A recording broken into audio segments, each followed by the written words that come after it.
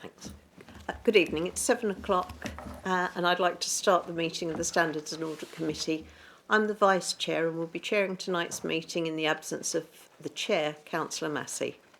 I'd like to remind everyone present that this meeting is being recorded and will be uploaded onto the Council's website. Item 1, apologies for absence.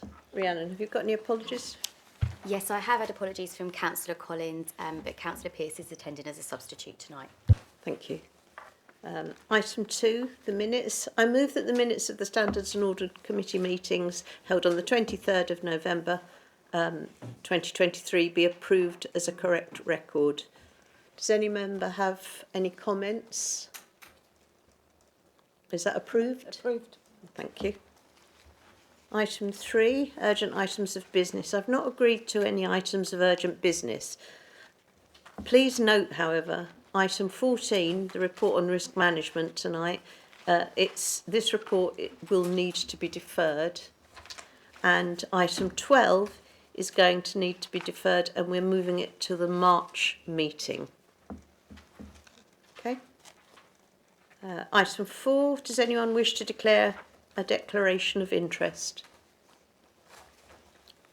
No. No. Item 5, external audit progress verbal update. Can I ask Rachel Britton, if you finally got here and calmed down, to present this item, please? Thank you, Chair. So I sent through an update which I'll just talk through and then happy to take any questions. So the purpose of this report was really to update you on the progress since we last met. We have been working with the Council to progress a number of areas as set out in the report. The first one around valuation of non-current assets, so heritage assets. We've now received the paper from the Council setting out their proposed treatment of that. We've reviewed the assumptions behind that and have agreed that, and we're just in the process of looking at the prior period adjustment which the Council is proposing in that area, and that is to reclassification of heritage assets into operational assets. The next area we've been working on is the classification of investments. As you'll know, this is a significantly material balance. What we asked the Council to do was a paper in terms of setting out each of the investments and how they were proposing to classify it. We've had a number of those over the last month which we've reviewed. Since I've written this paper, we've got the final 2, so we have those now. We are in the process of going through those last 2 papers and looking at any of those that have changed. Once that classification is agreed, the next thing to do is look at valuation of those assets. So the Council is now able to go ahead based on that classification and get those valuations for those investments, and then we will continue with our work auditing those valuations. Catch my breath, I ran from the car park. The minimum revenue provision. We received the Council's proposed treatment of the minimum revenue provision, and we have challenged the Council to consider the legal basis of retrospectively changing that provision. The legal advice that was obtained provisionally concluded that retrospective changes to MRP would not be permitted. So we're just working with the Council to see what that looks like now going forward in terms of that policy, what year it would apply to, and how that impacts in terms of the investments. Infrastructure assets. We've been speaking to the Council a lot around the infrastructure assets balances. We've now got to a position where we've reviewed their proposals, had some queries, gone back to that, and that is now with us. So we don't have a finalised position on that yet, but we are very close to getting to that position, into the kind of final stages for queries now. So the rack issue in terms of the reinforced aerated concrete, the council has considered its potential impact in terms of housing, schools and corporate assets for these. Their programme of inspections remains in progress, but to date there has been no instances of rack identified in any of the buildings that have been looked at, so that gives us some assurance in that area. Obviously we'll need that formal final position, but I think that risk should be closed off. Software as a service, intangible assets. Again, we've had a paper from the council proposing their treatment, and this will result in a prior period adjustment again. That's not as a result of an error, that's a result of the IFRIC decision, which is retrospective. So that's a clarification, and that IFRIC decision says that that should have been applied from the time the IFRIC came into account. So there will be a prior period adjustment in relation to those intangible assets considered as cloud-based.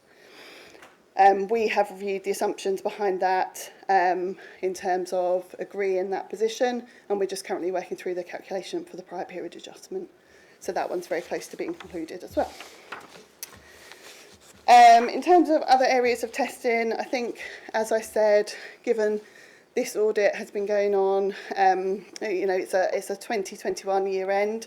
There are areas of the audit that were nearly complete prior to the issues arising with the investment balances. So as we are now a number of months off of that, we need to just go through and make sure that our current file, the testing on the file, stands up to our current audit methodology, current accounting and auditing standards. And as a result of that, there have been some changes and there has been some additional samples provided to the council. This is quite significant, I have to say, as a whole amount. When you add them all together, I think there's over 100 across the areas. So not a small piece of work, but those samples have been selected and the council are in the progress of responding to those and giving us the evidence that we need for those. So that's kind of an overview of where we are. In terms of timescales, we are working as fast as we can to make sure that we're bringing this to a conclusion, and it is a priority. We do have a team of people working on it, and actually we're bringing in an additional team member to make sure that that continues to happen at pace. But given that we still need those valuations for the investments balances, and we still do need a final full set of financial statements reflecting all of those revised balances, we're not going to get to the position we thought we were at the end of March.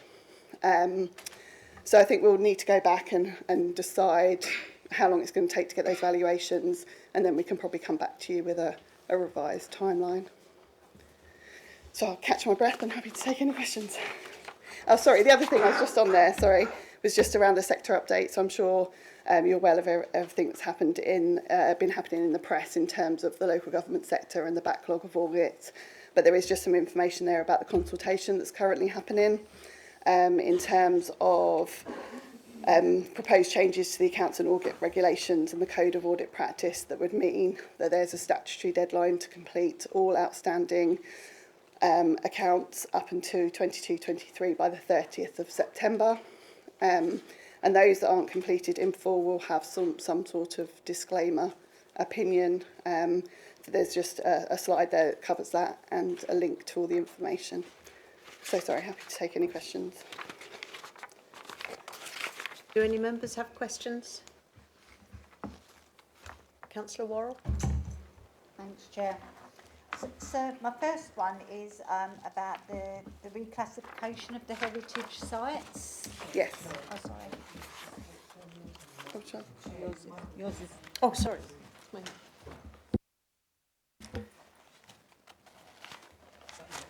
Is that? Am I on there? Okay. So does this still protect them? You know, our heritage sites. You know, if we reclassify them, you know, what does that mean for us because we do have heritage. So number two, faults, you know, come to mind straight away. So what does that reclassification mean? So for auditing purposes, it is just a change in the way that they are accounted for. So there's no change to the assets themselves or the way that the council is treating them or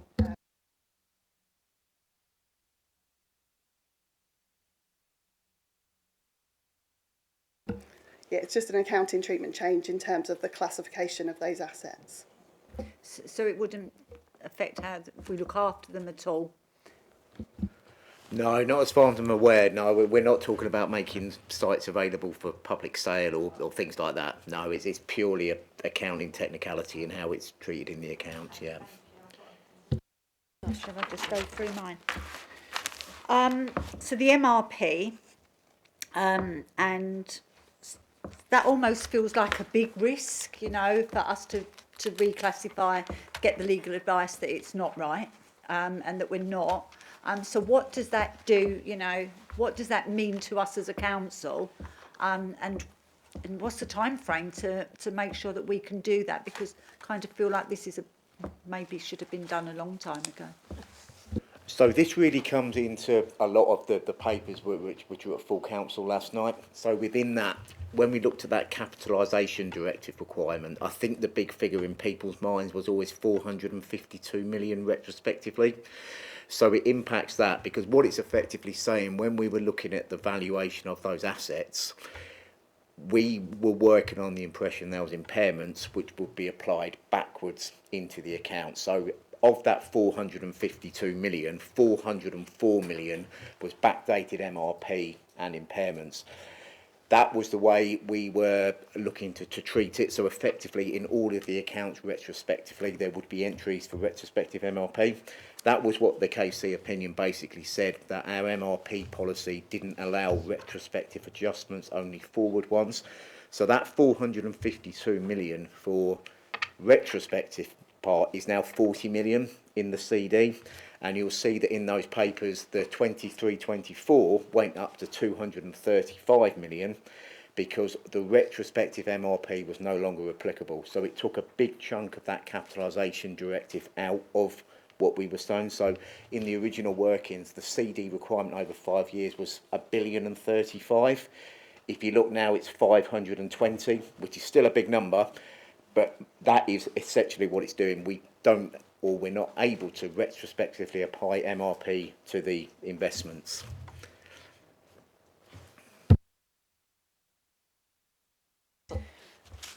And the last thing was you talked about the completing your work, you know, and needing the audited account. So does that mean that we're not going to be able to do this at least until September, when everything's, are you really waiting for that? You can't actually finish this work until we've got those, because I know from sitting on other meetings that there is a national backlog of this. It's not a small job. It's not just us.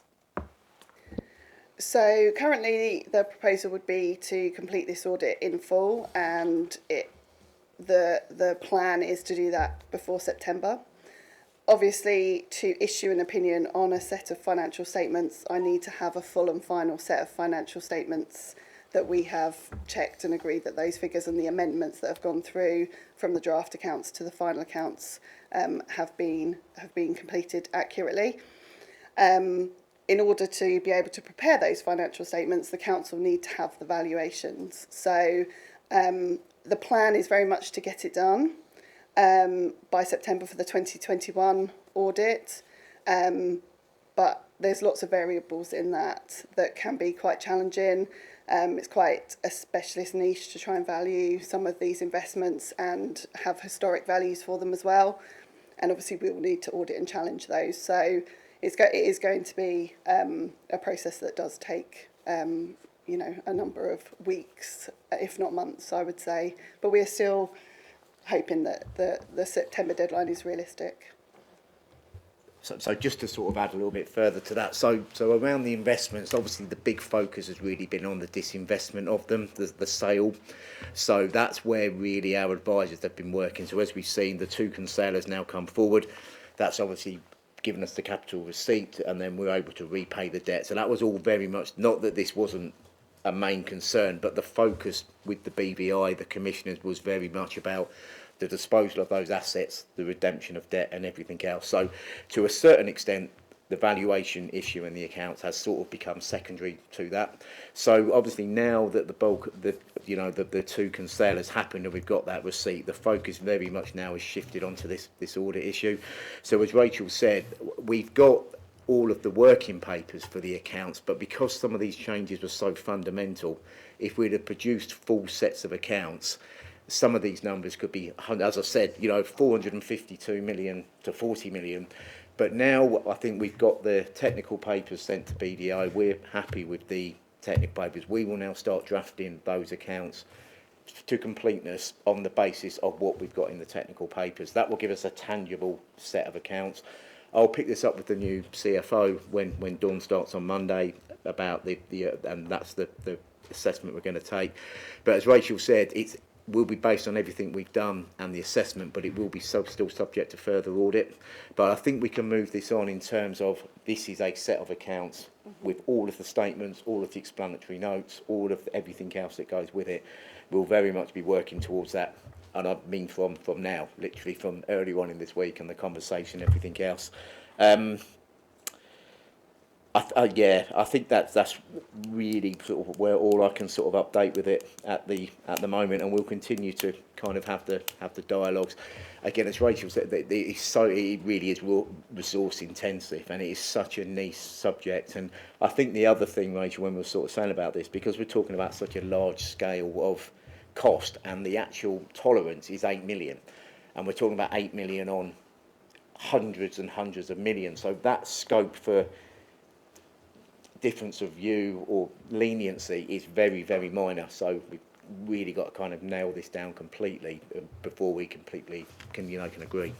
Have we got the team around you now, though, Mike? So, I know that you're saying it's labour intensive, and, and I know that I've sat on the interview panels, it's been difficult.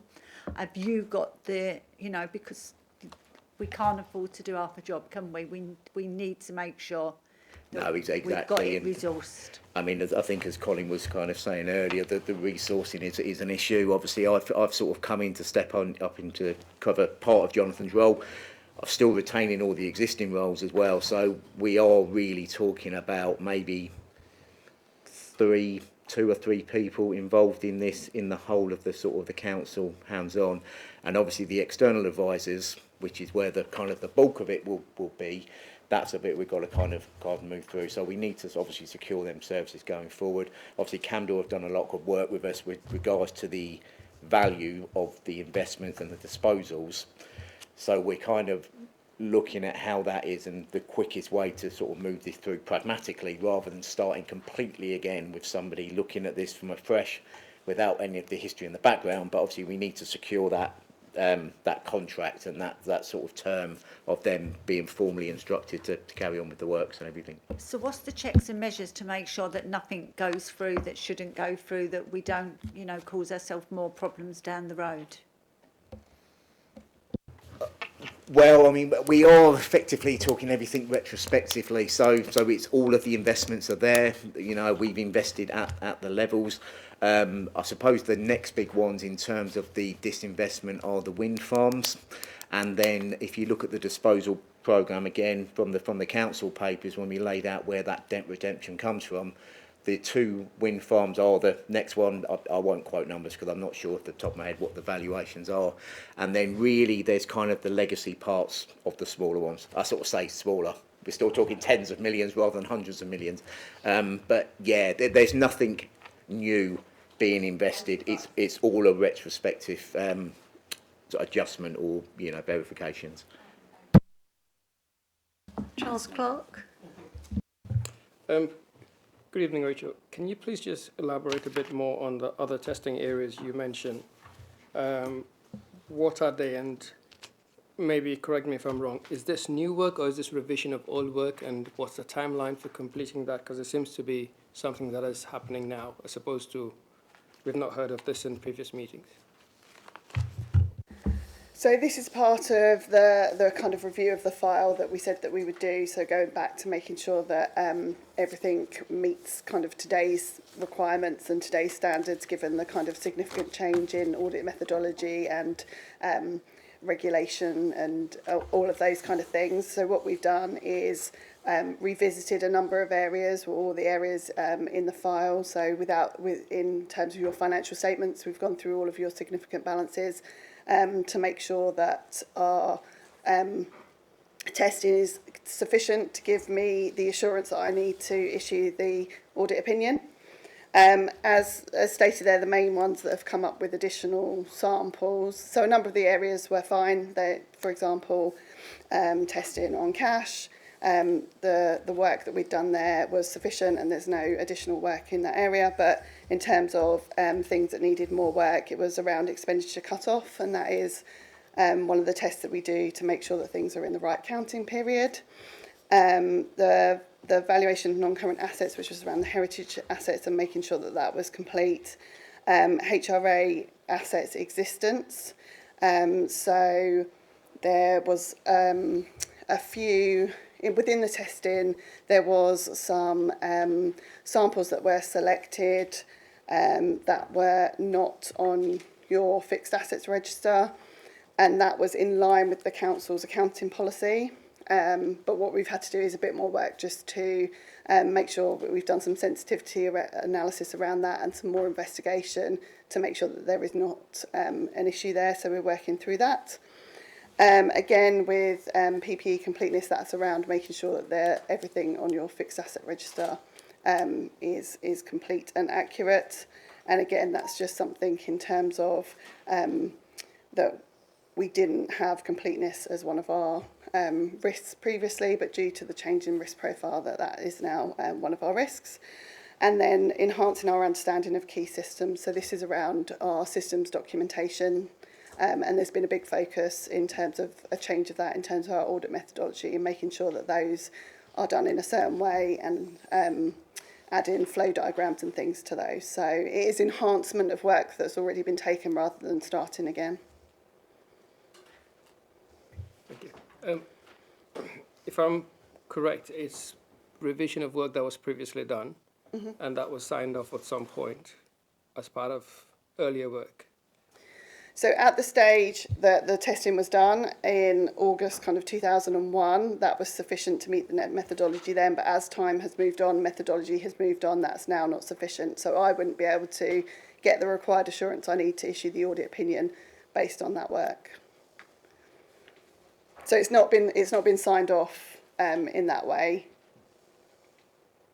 Okay, so is it just a matter of the lapse of time, or is it new guidance we have to follow, which has led to this extra work? It's a mixture of both. Obviously, I need to be satisfied that that I have the assurance currently to issue the audit opinion in, today's regimes. So that's what that's doing, just making sure that testing is up to kind of the standards of today. So it's more an auditing standards side, so it's more from our side. It's not anything that the council hasn't done necessarily or hasn't, needs to change, but it's a change in the audit landscape over the last period that's led to that. Has anyone else got any questions? Jasdeep? Thank you. Just following on from Charles's point, is that the 100 sample you mentioned? Yes, that's right, yeah. But I just had one more question. You mentioned downgrading the RAC issue because there's been no instances based on the council assessment. What sample size has that been based on?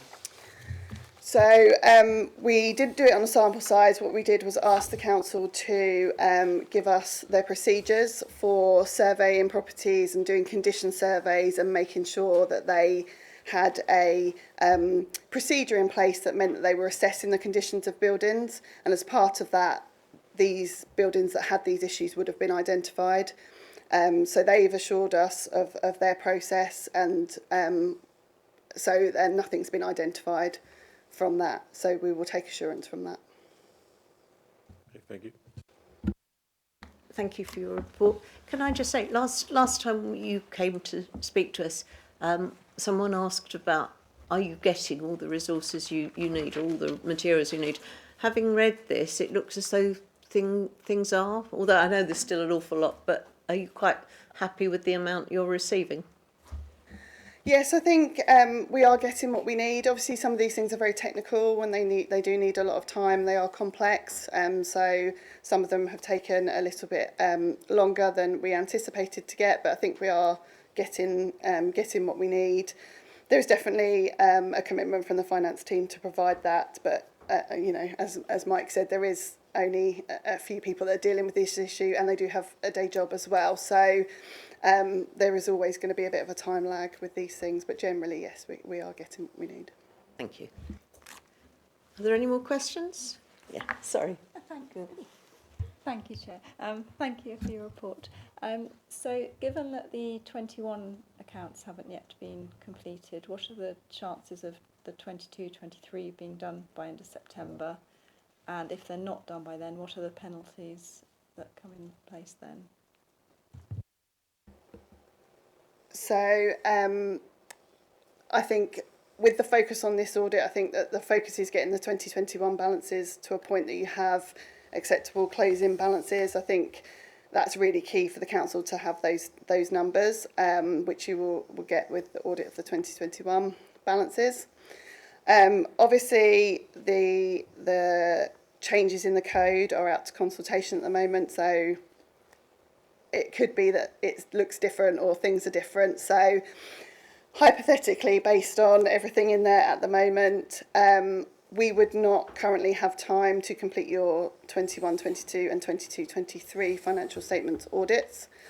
So under the proposed guidance, that would lead to a disclaimer opinion, which would be ultimately the audit report would say that we're not able to provide any assurance on the figures within the financial statements, but because the statutory deadline has come into play and we haven't had time to complete those audits, or something that looks like that.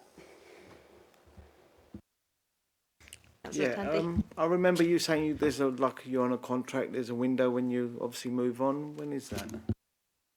So 22-23 is the last audit that we are engaged for at BDO, and then for 23-24 you'll move on to your new external auditors.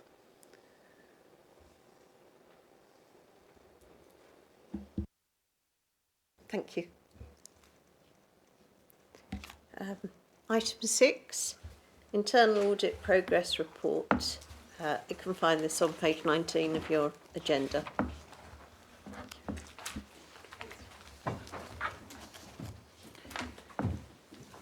Good evening. Introduce myself. I'm Colin Ratcliffe. I'm audit manager and also the interim head of financial assurance, risk, internal audit, and insurance. It's quite a mouthful, I'm afraid. So bear with me as I explain what it is. With regards, I've taken over from the former chief internal auditor. Gary Clifford, who stepped down in November. Just if I can remind the committee, reports issued by internal audit provide 4 levels of assurance, and these are based on a red, amber, green levels. The green and the amber green opinions are genuinely positive assurance opinions. The amber red is of a negative assurance, and the red is a more extreme negative assurance opinion. In terms of progress against the 2023-24 internal audit plan, there is accompanying my cover note an appendix which gives you an update as of the 11th of January when we started the clearance process for that particular report. Table 1 of that report highlights that we issued a number of final reports, and there are now sort of 4 areas of the plan that are now complete, or were complete at the time of on January. We have also in table 2, we've set out where we are with the remaining audits, which I think they're roughly around about 33 that we've currently got on our on the plan. As of the 11th of January, we had issued 2 further draft reports. That has moved on. We have now a number of other additional draft reports that have been issued, and I will give you a more sort of a update really against the whole plan just a little bit later. But with regards to the reports that were issued as final, the embedded risk management culture received a red, amber or a negative assurance opinion, and the registrar's stock and security review a green, which is a positive assurance opinion. I will go through those reports in more detail at the end of this report. We also conduct a review of the Council's Supporting Families programme, and we conduct a verification of our claims for payment from the Department of Levelling Up, Housing and Communities. We are aware that some of our verification work may have fallen a little bit below the standards that we require, and therefore we are conducting a quality check of all of our verification work to ensure that it meets the minimum requirements set out in government guidance.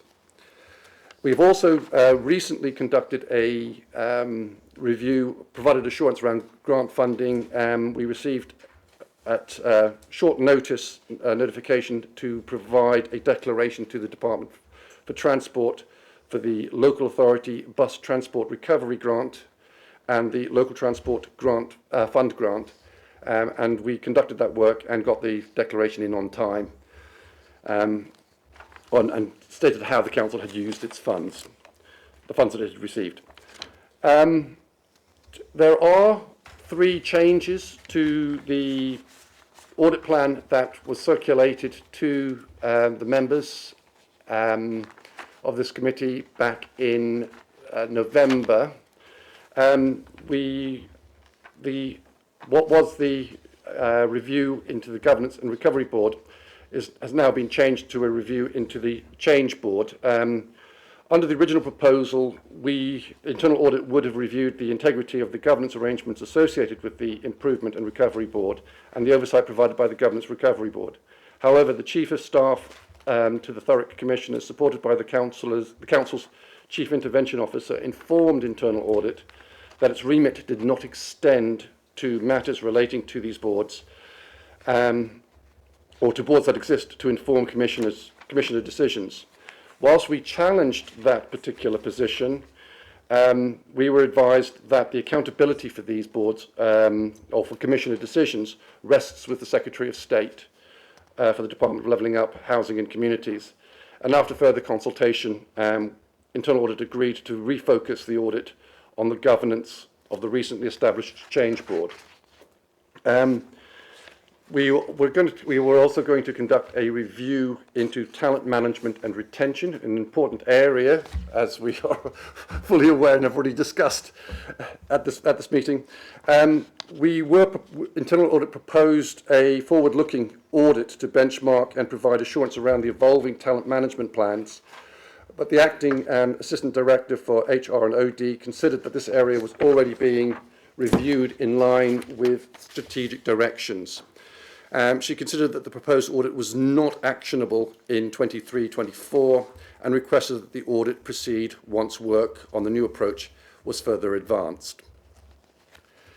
We also sought to do, after consultation with this committee, a review of the waste matters, and particularly around the compliance with the ISO requirements. The Interim Director for Transformation Public Realm informed internal audit that Waste Services had a large programme of work to deliver the 24-25 savings, and she considered the service would not be able to support the proposed audit. Internal audit understands that the Interim Director's request had the support of the Chief Financial Officer and the Chief Executive. And we put those forward for your note and acceptance as part of this particular review. We have conducted some additional work beyond that set out in the audit plan. We have conducted reviews of the divestments, the briefing papers to the leader, both on the sale of the proposed sale of the wind farms and on the what was then the proposed sale of the council's interests in Toucan Energy Holdings 1 Limited. We have, at the request of the Finance Recovery Board, Internal Audit agreed to review the adequacy and effectiveness of the procedures for preventing and detecting avoidance of the January 2023 expenditure control procedures. And the field work of this will start when I've got resources available to start it. We conducted at the request of the Interim Chief Financial Officer, Internal Audit conducted an advisory review to assist the specification of the minimum requirements for the financial management system of the Thames Freeport, and that report, as you will see, we have issued as a draft report and is due to go final any time, again, when I have the chance to issue it. We have done for the first time in a number of years, I believe, conducted a review of follow-up works where there have been recommendations from our reports, agreed management actions, and we have then sort of followed up on the status of those. It is part of our charter to the committee that we are required to carry out follow-up reviews to ensure management has implemented agreed internal control improvements. And so in September 2023, we initiated a review of the status of management actions going back to 2018-19. For 2018-19 and 2019-20, we identified 13 management actions that had not been followed up with associated recommendations, that we had not followed up. And therefore, these were the management actions associated with risks or priorities that were rated high or medium at the time that the internal audit published the reports. Following engagement with the relevant services, internal audit received evidence verifying completion of 12 of those 13 management actions. Evidence verifying the implementation of the remaining management action was not provided. There is a breakdown of those management actions in this particular report. Prior to the start of this meeting, at the chair's briefing, there was a discussion with regards to our request to. Let me just put you into context. We discovered when we migrated from our previous audit system to our new audit system that our recommendations were not transferred into the new system and therefore were not readily visible to us. As a consequence, when we started to review this, we discovered that there were obviously quite a sizable amount of work to extract them and put them onto our system, and therefore identify where they are in terms of being implemented. And this concerns recommendations from our reports in 2020, 21 and 21-22. We proposed to, at the chair's briefing, that we, given the historic nature of the recommendations, that the committee agrees that internal audit does not conduct further follow-up reviews for the recommendations in 2021. However, the chair and the current chair requested that internal audit, because there were some obviously quite important reports in that year, that we circulate a list to the committee members, and that for you to select those that you feel that we should follow up on, and I will follow that up, so that you will have that information to make your decision at the next meeting in March. That brings me on to resources. I've actually suggested that I clone myself today because I'm just I've got so many hats on and not enough time to do all of the stuff that I'm supposed to be doing. Since October meeting of the committee, staff levels within Internal Audit Service have fallen from 4 full-time equivalent members of staff to just 1.5 FTEs. The former Chief Internal Auditor, as I said, left in November 2023. He was replaced by a contracted part-time, 1 day a week audit manager from Mazars, who is supported by me as on a sort of day-to-day basis. My post as senior audit manager, as I then was, became vacant in November as I sort of stepped up to fill the audit manager post, and actually then became the audit manager, and then actually became the interim head of financial assurance, risk, internal audit and insurance. I can read that off of here, so I still have to remember it. One of the two auditors, internal auditors, resigned and left the council on the 16th of February. So basically we have one internal auditor, and with some supervision from both me and the other from the SARS audit manager. The recruitment round in December 2023 resulted in the appointment of an internal auditor who is due to start with the council on the 11th of March, and the permanent head of financial assurance, risk, internal audit and insurance is due to start in May. So we will move up to 3 full-time members by beginning of May. That still leaves us 2 short of where we should be.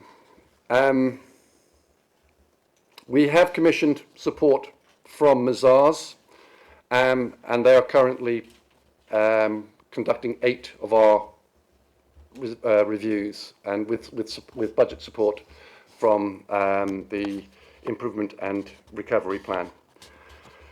In terms of the delivery of the audit plan, there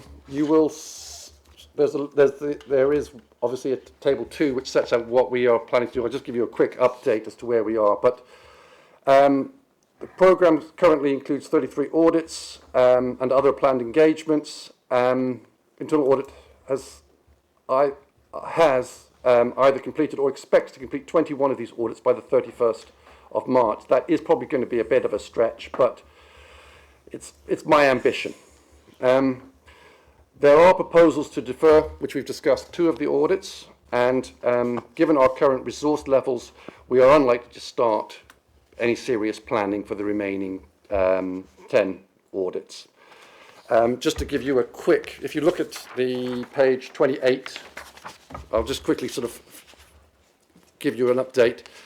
The accounts payable is on table 2. If you go into the quality review of field work, the accounts payable is now at draft report stage. The accounts receivable is also at draft report stage.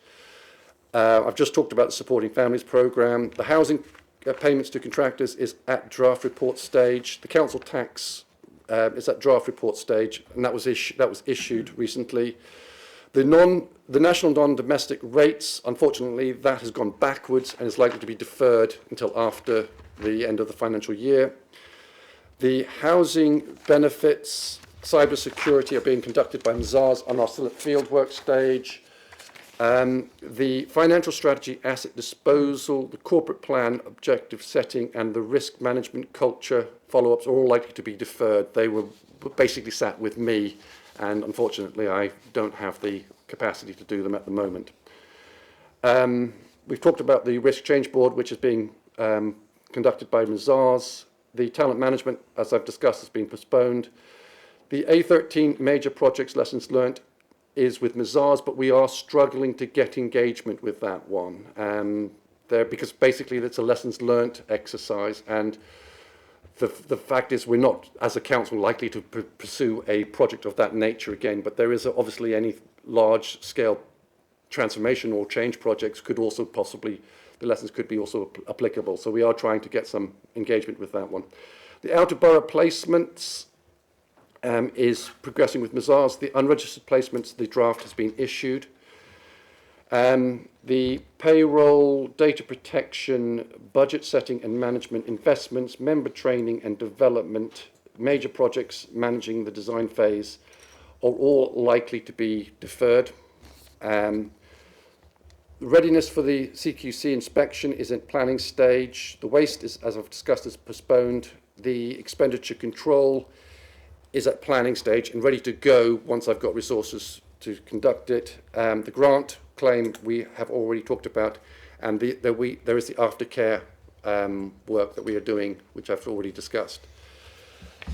That is basically that's I do apologise for taking up the council's time on that, but I felt necessary to give you where we are with things.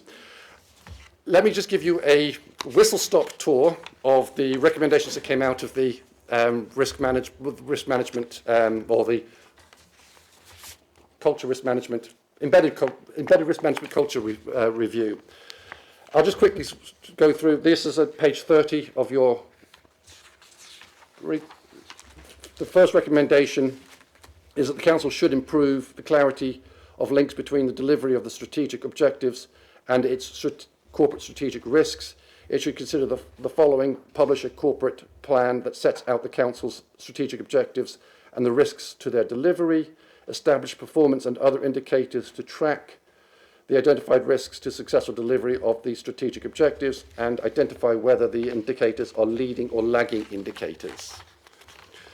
The second recommendation of the four is that the council should ensure that its risk management culture actively demonstrates a focus on efficient management of resources. It should consider the following: treatment of risk is guided by a defined risk appetite.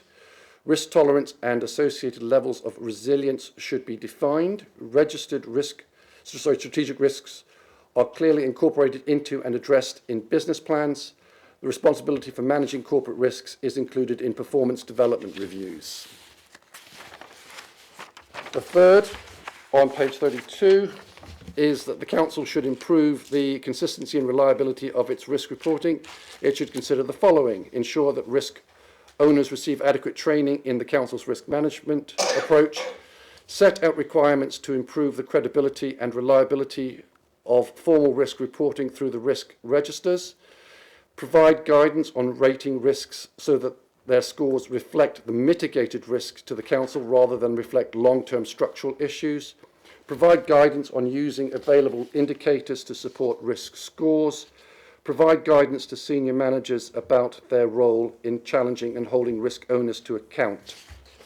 And the fourth one, hopefully, yes, it is the final one, is that on page 33, is the council should strengthen assurances that it is responding adequately when risks change. It should ensure the following: ensure that the relevant risk appetite features in risk evaluations, ensure that reported risk levels are accurate and meaningfully demonstrate the success or otherwise of the council's mitigations, improve the engagement with decision makers by providing reports that impart useful and timely information that they can use intelligently to assess the council's responsiveness to changes in the risks, ensure that there is coordinated cross-directorate oversight of risks that span across 2 or more directorates. I'm open to questions. Thank you very much for your report. Have any members got questions? Yes. First. Yeah, no, thank you for your detailed report. From my understanding, the new system was meant to speed up testing. Just looking at some of these days allocated, they seem quite excessive. So just looking at page 37 to 39, I appreciate it is Q4 focus as you build resource, but looking at the number of days allocated to the tasks, I would, without knowing the detail, they appear quite excessive from my experience.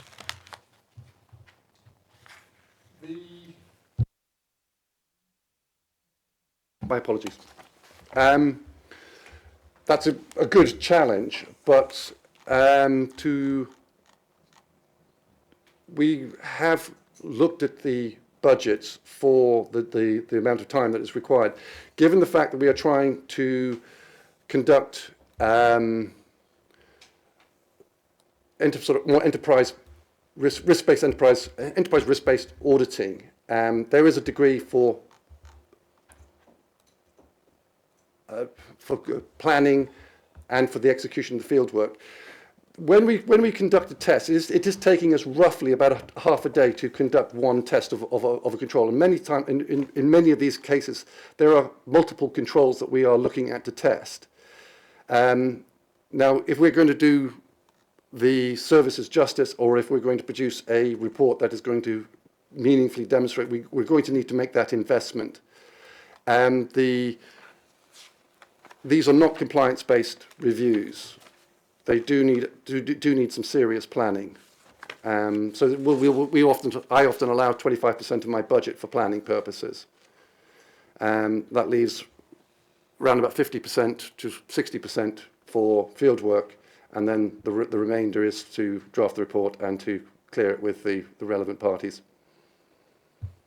Thank you. Yeah, as long as there is a balance between budgets and using budgets and being efficient, because, yeah, I think that's one of the aims of, you get to a certain stage where actually spending more time doesn't add that much more to the final report, so just getting the right balance between the two. It comes back down to the control environment that we're looking at. If we find that if the control environment is non-existent, then obviously there's a very negative report that will come out, which will just pick up that we didn't do very much testing because there was nothing to test, and that would be that we would then adjust the budget accordingly.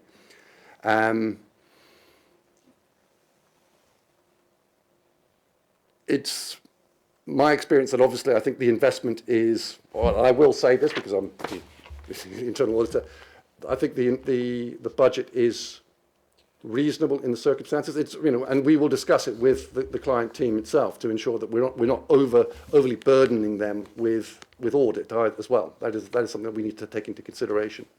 Thank you. Thank you. Has anyone else got any questions? Charles? You've elaborated on the resource issues in the department. It seems to be should I say, a matter that's been ongoing for quite a long time now. And with the recent departures of both the heads and 2 other members of staff, we're back to only 1 full-time staff until probably later on in the year. Is there now a risk that a lot of the reports that we're going to look at are going to fall behind, partly because staff members are starting in May or in April and coming up to speed, getting through the resource process and all of that? Are we running the risk of everything else that will come to us will be running late in future because of the resourcing? That is indeed a risk. It'll be a stretch. I believe that by the end of March, the service will have completed or substantially completed around about 21 of the audits. It may be between 18 to 21. We won't be more than 21. There's no way that we can get. That's what we can achieve with a good wind. Is it then the case of we're gonna probably further down the line, maybe Q2 or probably before that, have to revise the audit plan accordingly, because everything is going to fall back and we're going to go back to the place of some things will no longer be relevant at that point because something else has come up. So what is there to say that the deliverables and the audit plan you've given us is going to be at least 2 quarters ready? Or are we going to go back to reviewing this as and when resource comes in place?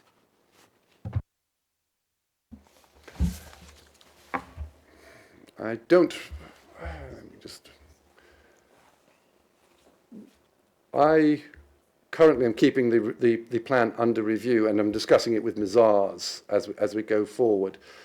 The Mazars support ends at the end of the financial year. By that time, we should have 2.5 members of staff engaged. The delivery will, yes, the delivery for this year will move into Q1 of 24-25. We may have to defer some of the reports, and you're absolutely right that we could find that some of the proposals are no longer particularly relevant, and that there are more higher priority demands on the service, and that we already see that. I mean, we've just picked up the aftercare review because there was a failure control in terms of managing cash. So we are responsive. We will respond to changes in priority. Sorry, the final question. Is it then likely that we will have to have a further review of the audit plan before the next 6 months? Because leaving it for 6 months means that we get to that point and we realize that a lot of things have changed that we cannot get back on.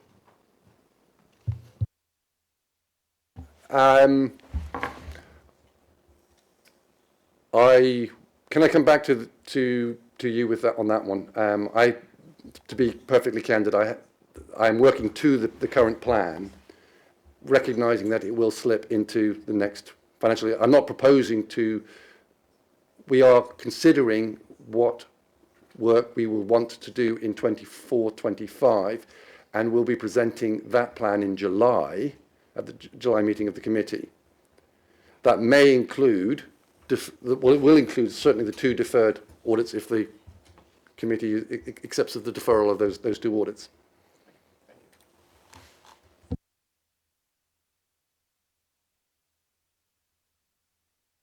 Councillor Worrell? Thank you. I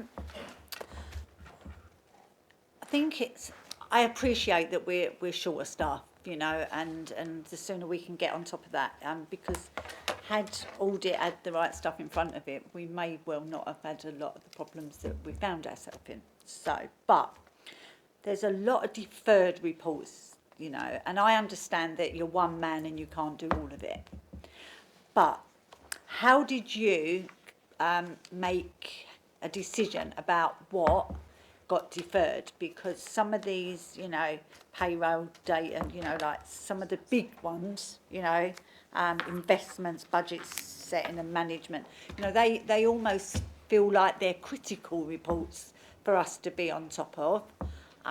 So how confident are you that there is, that, you know, we're not going to be chasing our tail and making big mistakes by not having these reports completed in good time?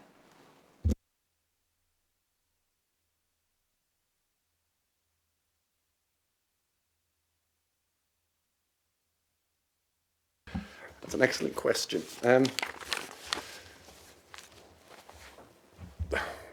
There are naturally associated risks by the fact that there are probably very important elements of work that we are not conducting.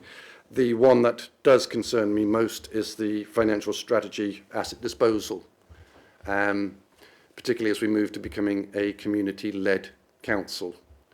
So, you know, making sure, and again, the other one is the issue of the development of the corporate plan and objective setting, because without that and the assurance that we're going to have a soundly based corporate plan, you know, doesn't,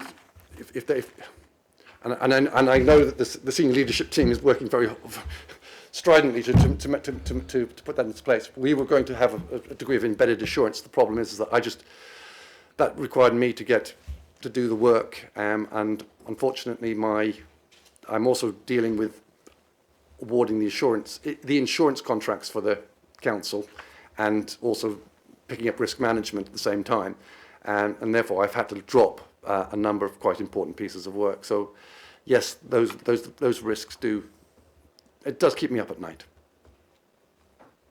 Okay, I'm sad, you know, and I think that that's something that as councillors we need to be picking that up outside of here, because yeah, I just think that maybe that's why I'm saying you're one man doing a lot of work. So yeah, just rest assured that, you know, outside of this meeting, you know, it's something that I can raise in other forums. Yeah, so you know, the members training and getting all of that stuff. If we don't get our house in order, you know, like, and I just worry that we're dropping the wrong balls, you know. So how did you make those decisions about what reports were to be dropped, or was those decisions made for you? We made them in consultation with. I think there were discussions with the committee. The former chief internal auditor had discussions with the committee about what was important to the committee, and that included, I think, the A13 lessons learnt project, the major projects review, and also the waste review were requested by this committee. The others are areas that we, in consultation with senior officers across the council and with also meeting with the leader, these were other things. So things like the out of borough placements, the unregistered placements were issues that were raised with us, and therefore we prioritised because of the risks that they face. Looking at we reviewed the BVI report and then drew out of that what were the issues that were prevalent. So we go through an annual planning program, which we're currently engaged in, and my colleague from Azars is currently working through. But this requires, again, consultation. We attend the departmental management meetings not departmental, directorate management team meetings, and listen to what they consider to be their big risks. We are looking at what are the key risks to the council, and those are identified often through these discussions, through what's on the risk register. Now, again, the risk register, unfortunately, hasn't come to this committee since January of 2023. That in itself is a statement. Okay. Thank you. I've heard you loud and clear. I've got what I need. Thank Councillor Tad. Obviously, you've said in your conversation, obviously you're doing this table 2 report, the final reports. I think you said national non-domestic rates. There's a minus on that. You're going. It's going. We've had to postpone it. Basically,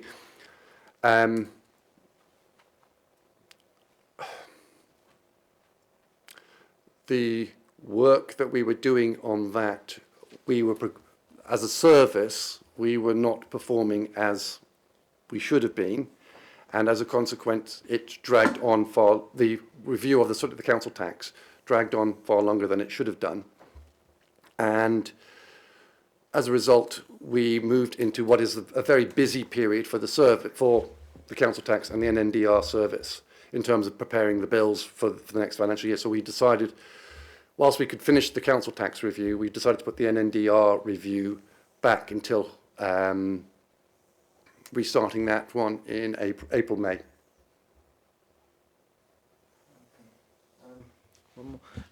In obviously your conversation, can you just elaborate what you mean by we're heading towards a community-led council? That's not something that I'm necessarily. I was under. Okay. Can I refer to the monitoring officer? Thank you, Councillor, for the question. So the council is currently in the process of introducing a new operating model, and that's around being an enabling authority. So that's where that comes, and it will be part of the council, how it will operate going forward, working within the localities of our community. So there's a big piece of work currently underway within the council on that. So that's what Colin was referring to when he said an enabling authority. It's the council's operating model that we're looking to introduce.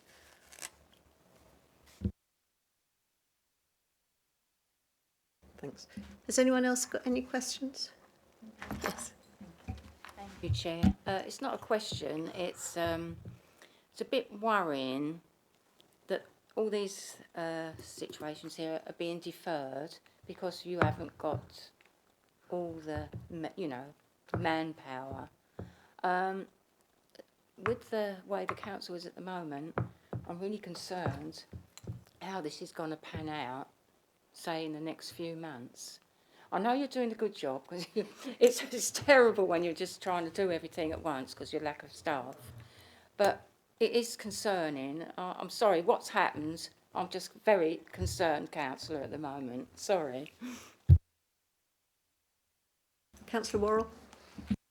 Could you just refresh me how many staff we're short, even when we've got the new people that are coming on board? So where are we to what looks like a team that could actually do the job of auditing this council to a good standard, so that we become, because if we audit well, we save money, we function better, you know, everybody knows what their roles and responsibilities are. So, you know, it's one of the key areas of this council that everybody should have their eyes on, because if you're auditing well and functioning well as an audit, you know, we should, you know, improve. And, you know, I'm sure that the commissioners will have an eye on the audit committee as well. So it's one of the most powerful and important committees in this council, yet it's so under-resourced. I just wonder how short and what we should be trying to optimise to get the work. Currently, we should have, under the revised restructuring, one audit manager, one senior internal auditor and 3 internal auditors. So that's a 5 full-time equivalents. Currently got 1 who is an internal auditor, who is relatively new to the sort of style of internal audit that the council expects from the service. The half is basically a sort of degree management oversight, which is provided by me at the moment and with support from Mazars. We are, however, getting support from Mazars. There are 8 audits which we have contracted to Mazars. So it's not a case that we are, I'm simply telling you what the service has. We have brought in support and Short term. Please. So the council is aware of the resource and capacity issue of the current audit team, risk and audit team. As you heard from Colin, we are currently in the process of having permanent people join us. During this period in November, December, I think, if my memory serves me right, we did engage Mazars, and we agreed that Mazars will pick up the audits that weren't being that we did not have the capacity in-house to do. Now, if there is a requirement for the council to ask Mazars to do more, we can do that. We have that ability to do. But Mazars are complementing and doing some of these audits. We could have a discussion and look at, given what Colin has described, that we ask Mazars to do more audits, we can do that. But audits are being undertaken, but not by the internal team, but by Mazars. Correct. Thank you. Anyone else got anything to say? I've just got one short question myself. On page 33, one of the recommendations was to ensure the reported risk levels are accurate and meaningfully demonstrate the success or otherwise of the council's mitigations. Are you offering any sort of suggestions as to how that might be ensured?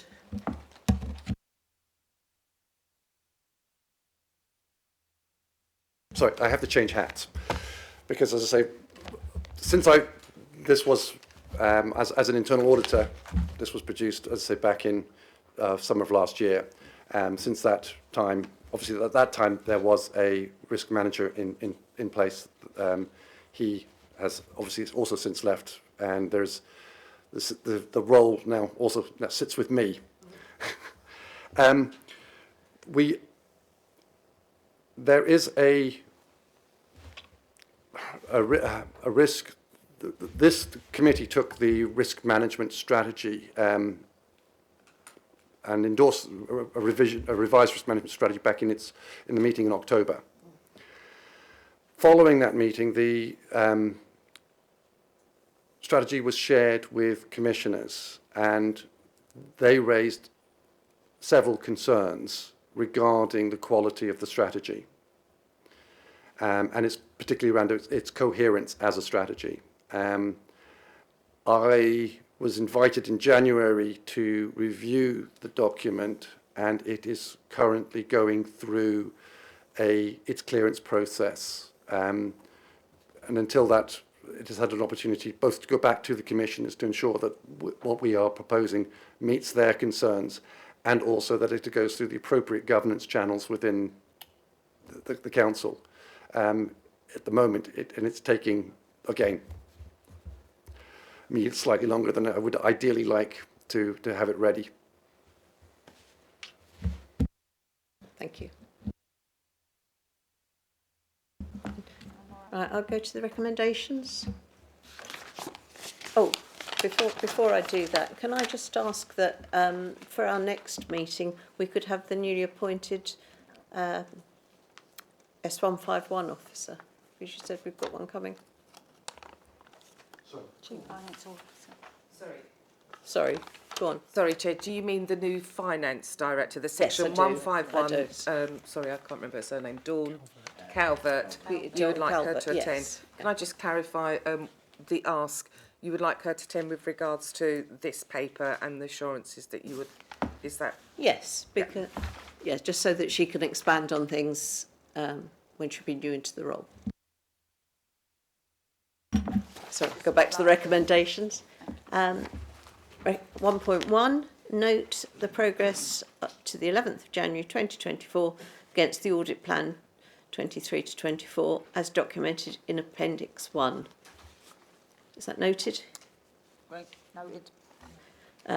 1.2, consider the key findings from the assignment embedded risk management culture, INT 2324-02, as documented in Appendix 1. 1.3, consider the key findings from the assignment stock and security assurance, INT 2324-03, as documented in Appendix 1. Note, is everyone happy with considering those? Yeah. Okay, 1.4, we're asked to note the internal audit's quality checking of its earlier verification work associated with the Supporting Families programme. Noted.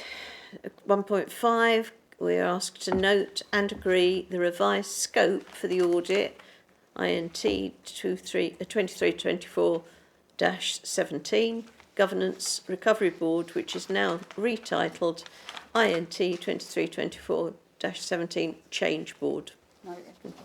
Next one, note and agree the deferral of the audits INT 2324-22, Talent Management and Retention, and INT 2324-30, Waste Compliance and ISO Requirements. 1.7, note the inclusion of additional engagements. Noted. Thank you. I'm presuming because nobody's saying anything else, you're not opposing to us noting them. 1.8, note the verification of management actions associated with the recommendations from 2018 to 19 and 2019 to 20. Audit reports that we've seen on paragraph 3.6.2 and Appendix 1. Noted, is it? Yeah. 1.9, consider and accept or otherwise internal audit's proposal not to verify implementations of management actions from audit reports from 2021 engagements. Is that the, and on this one, what we've come up with is that we will have a list of those things brought to the next meeting where we can identify which are the most significant that we would like you to pursue. So thank you for that. And just to, so obviously changing that recommendation, you've proposed a change. We just check somebody's going to second it. Can somebody second that change? Yeah, I'm happy to second that. Councillor Warren. And are we happy with the wording? Yeah. Okay. Next, recommendation 1.10, note internal audit's depleted level of resources and its reliance on support from Mazars. Is that noted? 1.11, note the internal audit expects to have completed or substantially completed 21 of its 33 engagements by the end of March 2024. There are requests to defer 2 audits, see recommendation 1.6. The remaining 10 audits will still be in their respective planning stages at the end of the financial year. So we noted? Noted. Thank you very much. And thank you very much for your report. Thank you.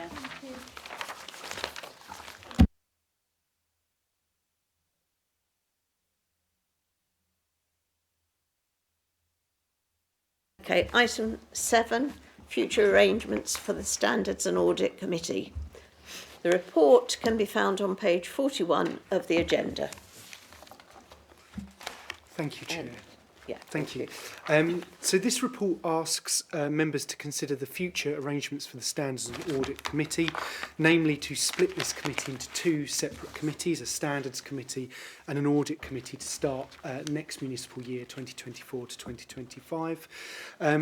The idea to split this was initially discussed at Governance Recovery Board last year, where it was supported, and Governance Recovery Board felt that splitting the 2 functions allowed capacity and focus for members to ensure that both functions were covered properly. The recommendations set out a request for you to decide whether you wish to split this committee into those 2 committees or not. And 1.2 asks, just for sake of housekeeping, to recognise that the member training subcommittee that was established this year, that work would be resumed into the Standards Committee, because a Standards Committee on its own would have the resource and capacity to do that.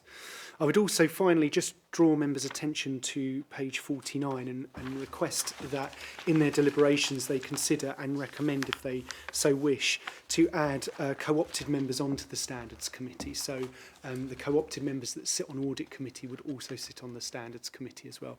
That's just an omission on page 49. Thank you. I'm happy to take any questions.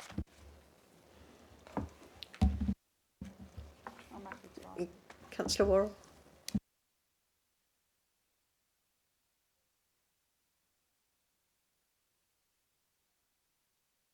Sorry, I'll start again. That I support splitting the 2 committees because I think that different committees have different skill bases, and this is a wide skill base for Standards and Audit to cover all of that. So I've certainly been, and it will allow Audit to focus in on Audit and Standards to pick up some of the stuff that sits behind, you know, getting this council back to where it should be. So I'm absolutely happy to support this. Probably got a little bit more of a vested interest and more knowledge of how far we've come on this. But I suppose you just said about the co-opted. Would it be the same co-opted onto the 2? And so they'd have double the work, still the same, you know, or would it be that you go out to look at different co-opted people onto the 2 committees? Thank you. Yeah, through you, Chair. Yeah, thank you. That actually was my same question. So I can kill 2 birds with 1 stone. So I think just to clarify my statement, I think the co-opted members on the Standards Committee would be engaged in any reviews or appeals to do with member complaints and member behaviour. Whether those co-opted members would be the same co-opted members, I think that would be up to the co-opted members if they had the capacity to do that. If they didn't, we would be able to recruit new people, additional people. Can I come back? So is it four meetings a year? Did I read somewhere? Is it four for each? So the current plan, we're working on the municipal. Well, we've done a draft municipal calendar that we're working on. At the moment, the schedule is 4 audit committees and 3 standards committees. So it'd be 7 committees covering the 2 functions, where at the moment we have 4 covering both functions. And your staff team can pick this up? Are you confident that we're going to get it covered? Yeah, I think so. I think it was, I wouldn't say it was a concern, it was definitely a consideration with the resources that we have. I think where we have capacity is that we have 2 overview and scrutiny officers now, which allows us to resource the overview and scrutiny function far better, which does allow our core democratic services officers some capacity. The calendar looks fairly, well, it looks balanced, so I don't have any concerns at present, no. Is that all right? And so just looking at the remuneration, so this will need to be agreed through full council. So will this, so I've raised this with you in other committees, you know, so will this be ready for, made to do that with the overlapping of the changing of the scrutiny roles and the scrutiny committees? So is that a report that's being prepared now, ready to go to the first full council? Yeah, good question, Councillor. So I know you've raised that in other forums. I have spoken to the chair of our IRP, our Independent Remuneration Panel, and Rhiannon's actually been doing some work on it. So we're hoping to convene the IRP on the 18th of March. That was to consider some other allowances, but we could add this into the mix if the Standards and Audit agree it tonight. And that, I think, would also include co-opted members as well, who would also be affected. Thank you. Has anyone else got any questions? Charles? The report mentions clear resource implications. Forgive me, but from where I'm sitting, it seems like a doubling of meetings and doubling of everything. And we have had a recommendation from, I think, the BVI report that this should be split. But it does not seem to me, and I'm probably speaking on my own accord on this, doesn't seem to me like a model where most councils have a split. In most cases, it's a joint committee for resourcing reasons and other things. We're going down the route of splitting it in the middle of the whole, whatever it should call it. Is this something that's going to happen only as a is this something happening only as a result of the recommendation from the BVI report, or is this something that we should have done and we didn't do, or we had a model that it wasn't adequate? Yeah, if I may, Chair, I think this is very much a local choice. So I don't think that the council, Thurrock Council, has done wrong by having a merged committee. I think it was up to every council how it wished to undertake these activities, and I think with a lot of committees, it's how you cut the cake, how you want to divide the work. Some councils have a standing committee and then farm out the work on an ad hoc basis. Some have 2 separate committees, some have a joint committee. I think the view of the Governance Recovery Board, in light of the BVI report, was that because this councillor's intervention and because the BVI report focused on governance arrangements, audit arrangements, that the advisable route for Thurrock Council at the present time was to split them so that members could develop specialisms and capacities. For example, as tonight we're talking about a range of audit and standards issues. I think the desire is that a standards committee would have more time to focus on the standards issues. The audit committee would build its specialisms up in the audit. I think one view that GRB, the Governance Recovery Board, also expressed was that Thurrock Council could decide to re-merge the 2 committees in years to come as activities bedded down around improvement. So I think that's a long answer to your question. I think professionally, personally, I don't think the council has done wrong. I think the council has covered its requirements in both standards and audit to this point. However, I think the new environment in the improvement agenda, a splitting would I think add value and add capacity to the work that we need to do. Thank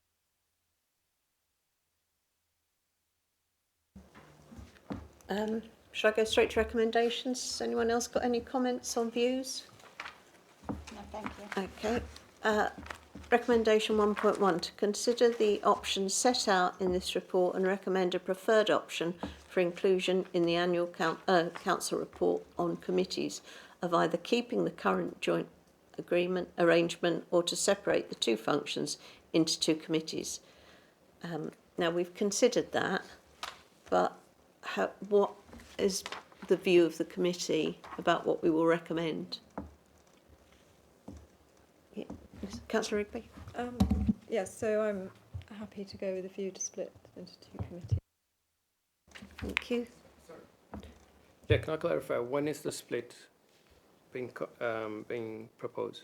Emma, could you fill in, because it's... Yeah, that it would come into effect in the new municipal year. So in May at annual council, the council will set its new committee structure. So these meetings would take effect from June 2024 onwards. So it's not going to affect our next meeting that we've deferred some things to, if that's... Can I ask, does anyone not agree with it being split? You can. Do we need a show of hands, do you think? Right, those in favour, please show. Do you want it to be split? Do you, yeah. So can we, those people who would like it split, please show. No, chair. Okay, and those who oppose it. Mine is not an opposition, it's more like a timing. Right. When is the split happening? Because we're in the middle of this process. So if it's, yeah. So, okay, got so that everyone recorded. agreed, Okay, and recommendation 1.2, if the functions are split, to agree that the remit of the current member training subcommittee is taken back into the parent standards committee from 2024 to 25. Sorry. Obviously, we've got two co-opted members here. Maybe would they have the option to come onto both of those committees for next year?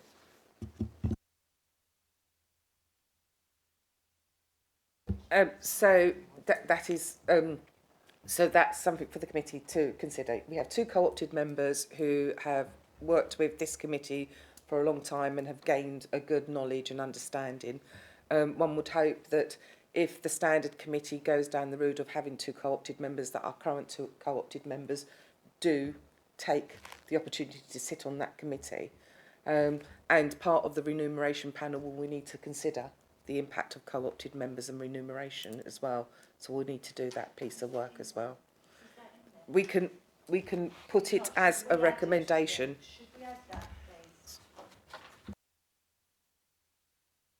Yeah, can we have, so, because otherwise we're not actually giving a very clear message about any of the things we're discussing.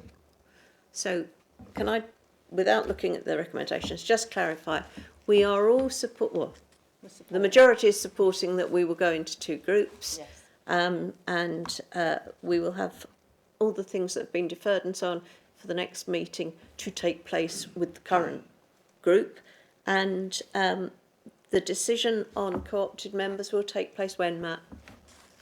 Or I think you can make a recommendation now that co-opted members be included in both the audit and the standards committee. Yep, I think we Yeah, agreed. are we agreed on I think that? We should add that as a recommendation. yes, we'll have that. And that their remuneration be looked at the same time as the members' remuneration. And have the two co-opted members got anything to say about it? I want their money doubled. Thank you.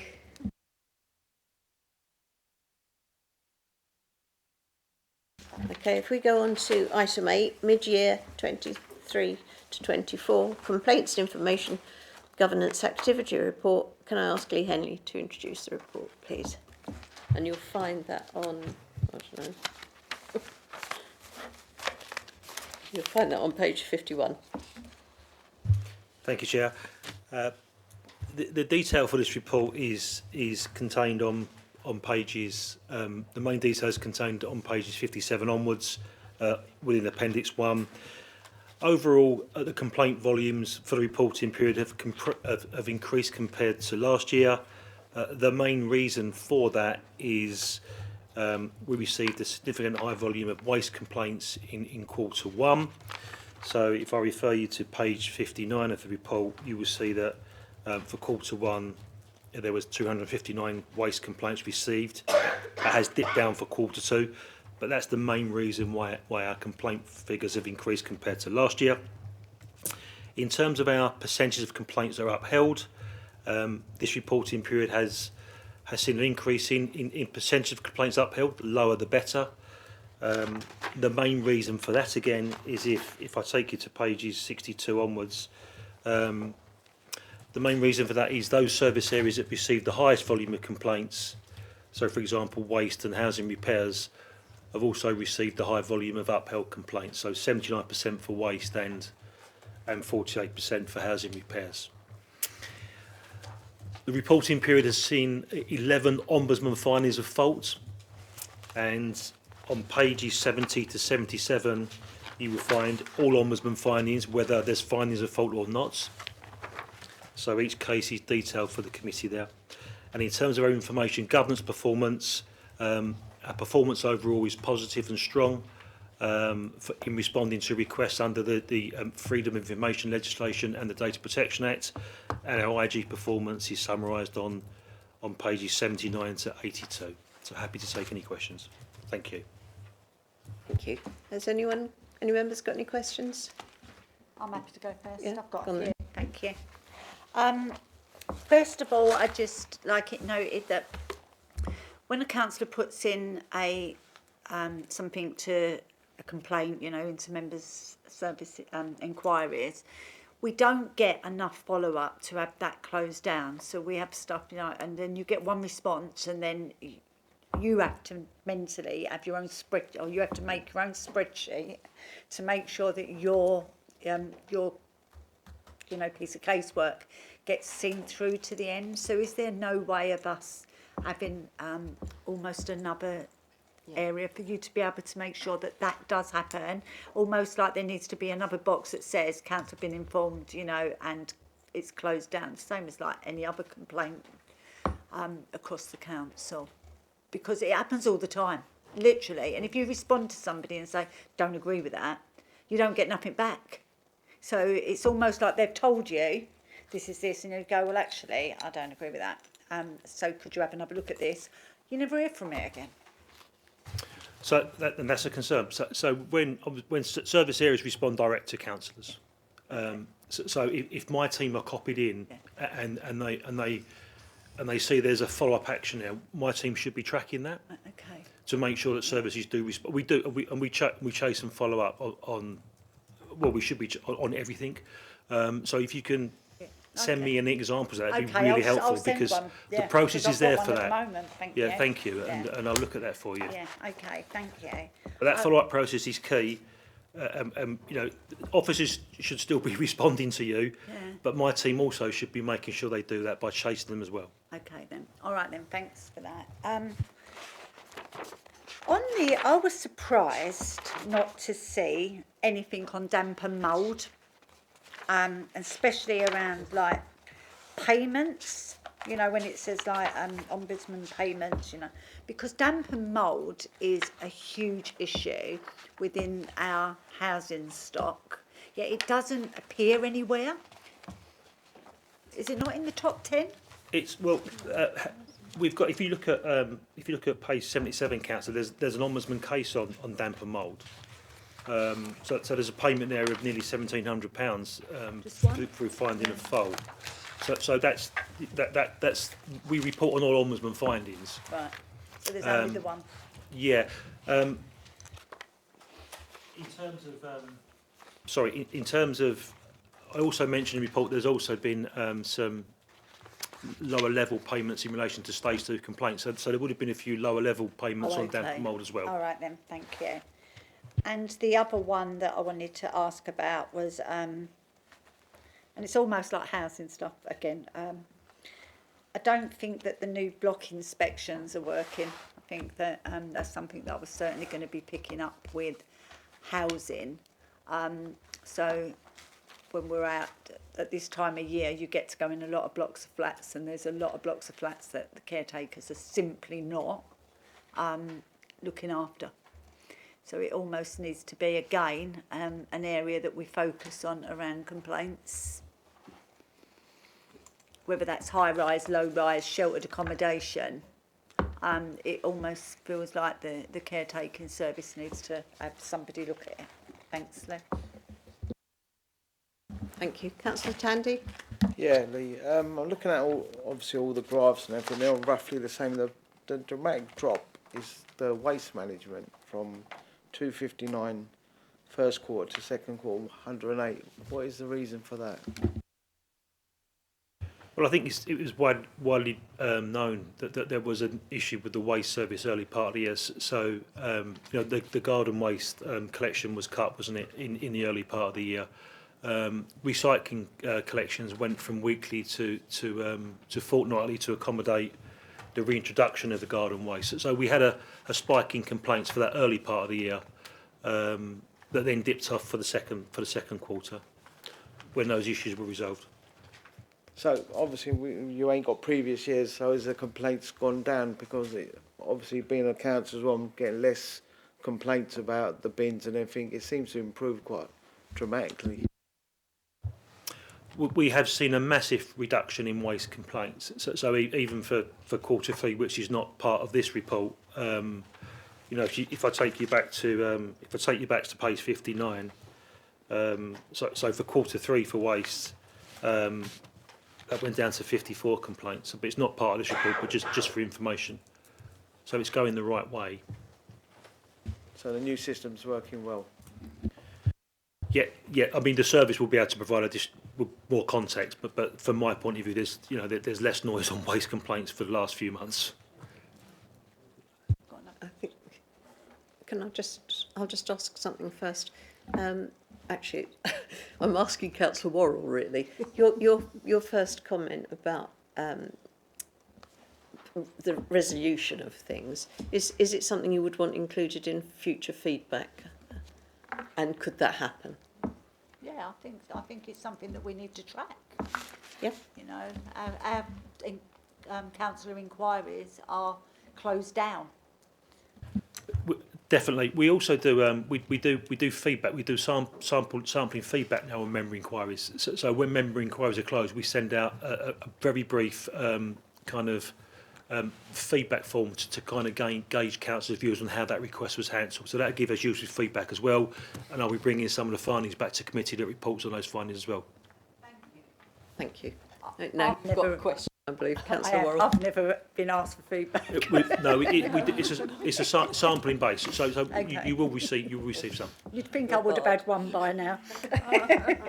Can I just ask a question about the compliments? It almost feels like the contact centre has got 925 compliments. And then you go down to like libraries, 7, development control, disabled families and disabled facilities grants for adults, 7. It almost, how do they get to, are they asking every single person that ever rings, how did I do, and caught in their own compliments really, where a library person will just give you your books and don't go, oh, can you give me a compliment before you leave? I just feel like it feels a little bit disproportionate in their, how they're collecting it, and, it just don't feel right. I know. So I mean, this data is based on staff feeding my team with the compliments. So, I mean, we only log what we get told about. So we do communications to staff regularly to say, look, we get lots of complaints, but we also need your compliments. Tell us about your compliments.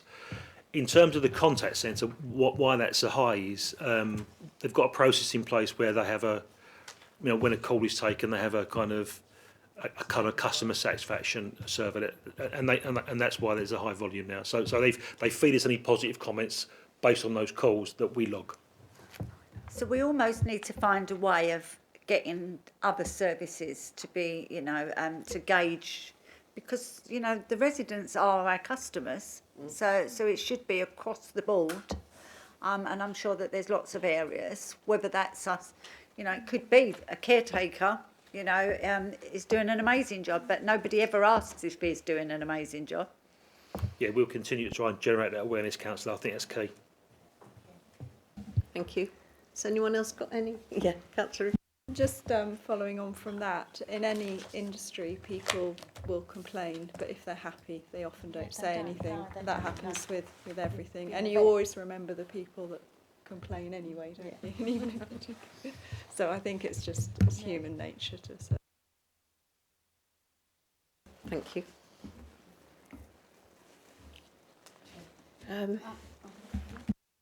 Sorry, Jasdeep. Yeah, just one question. Have you seen an improvement in the service provided from MERS? I know they attended one meeting previously, had quite a few actions or requests for improvements. Have you noticed that? Well, I mean, I'm not close enough to that. But I think what if you look at pages, if you look at page 63, there's some learning there for me as on a couple of kind of themes. So there's still learning for me as. And this is not based on one complaint. This would be like a themed approach. So clearly more work there to be done from me, as I would say. But the service will be able to provide much more information to you on that. Thank you. No more comments. I'll go to the recommendations. Recommendation 1.1 that Standards and Audit Committee consider and note the report. Yep. Noted? Noted. Thank you.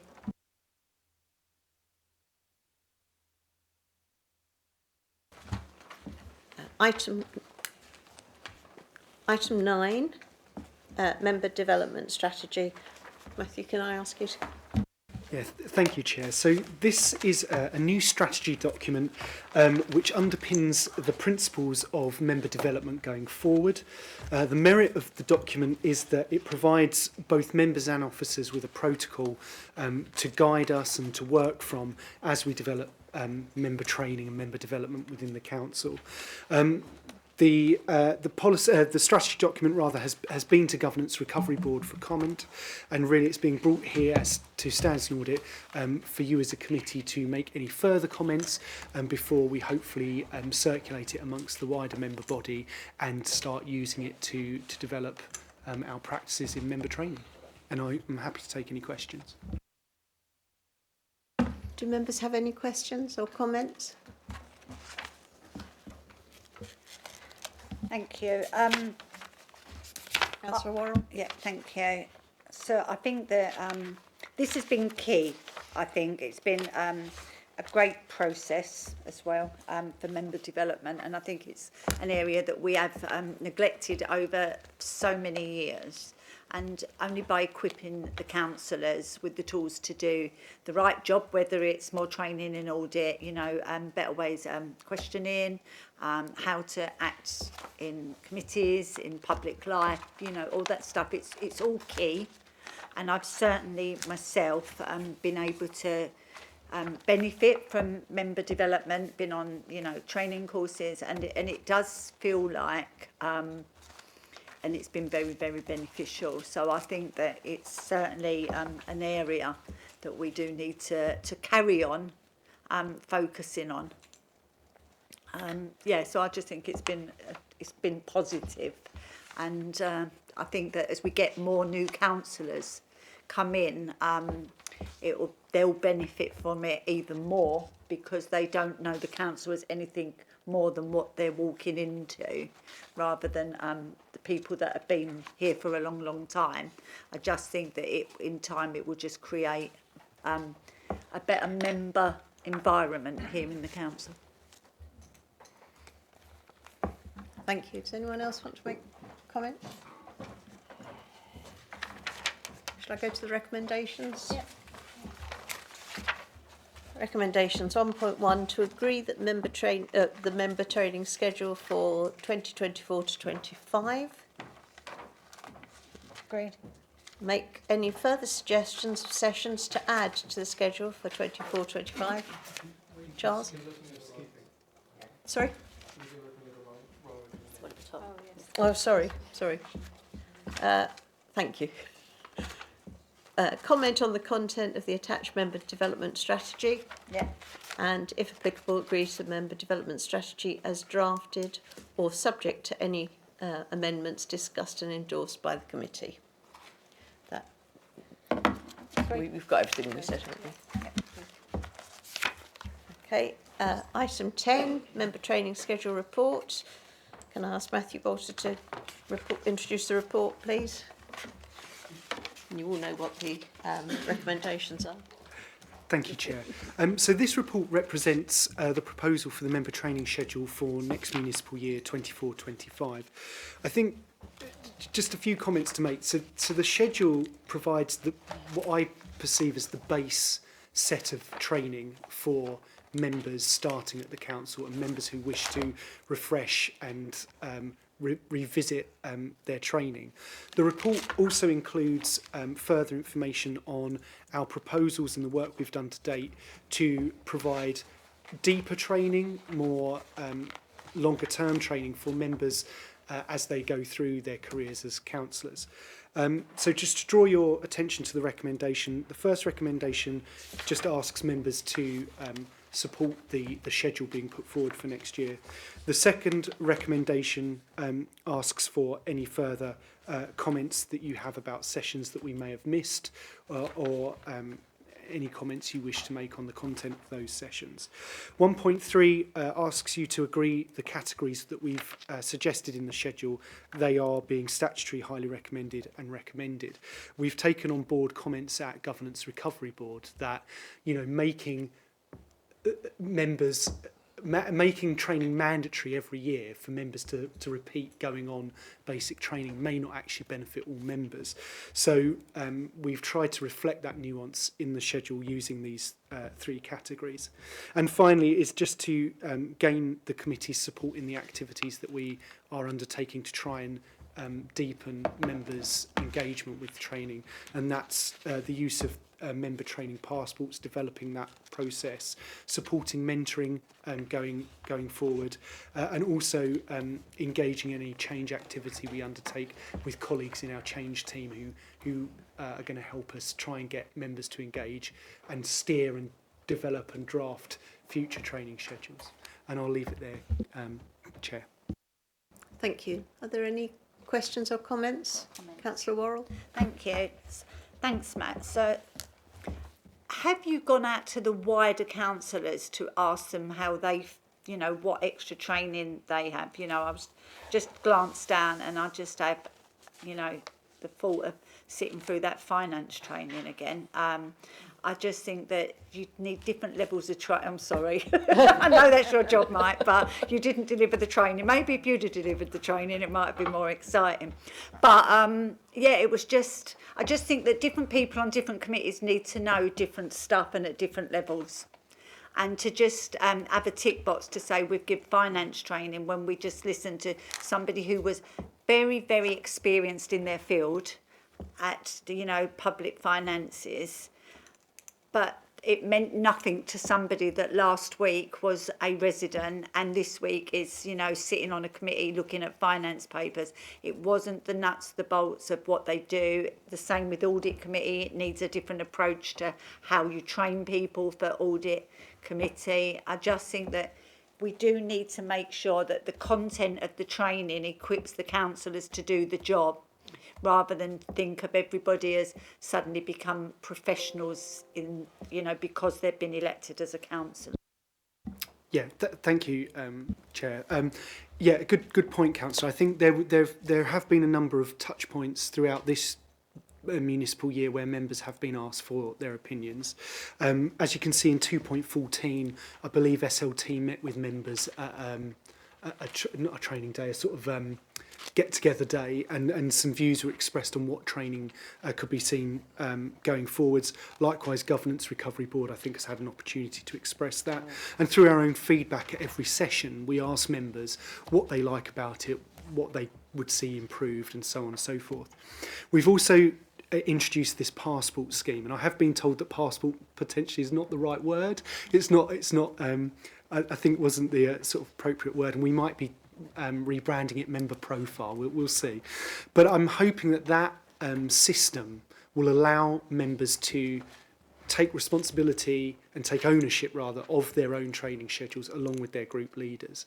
And I was explaining to the chair earlier today that if members engage with that passport process, what we would hope to have is you could have one member who is really experienced in governance, is an experienced chair, but needs some mentoring in how to develop that role into a leadership role. But you might have another member who is really struggling with making public speeches. So members have really a wide range of needs, and we're hoping to address all that. And in 2.13 and that section, it explains that going forward we want to engage members more in developing what they want to see. And I think this is very much a marathon, not a 100-metre sprint. And I think, again, as members will know, it is really hard to engage members all the time, constantly throughout the year, when they've got busy committee schedules, private lives, ward work. So we really have to strike the balance, and I'm hoping that that work going forward into 24-25 allows members to engage and develop it, and we can actually provide some quality work that responds to what members want. But I think it's going to be a work in progress. It's something we can't just deliver straight off. Matt, I was just looking at my calendar. I was just looking at the practical guide to overview and scrutiny, which is like going to be quite key.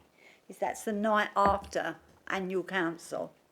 You know, so I, you know, like kind of feel like, are we giving people enough notice that are brand new, you know, to be able to, one the night before they've been elected onto the scrutiny committee, and the next night they've got to be at training, and it's not repeated training.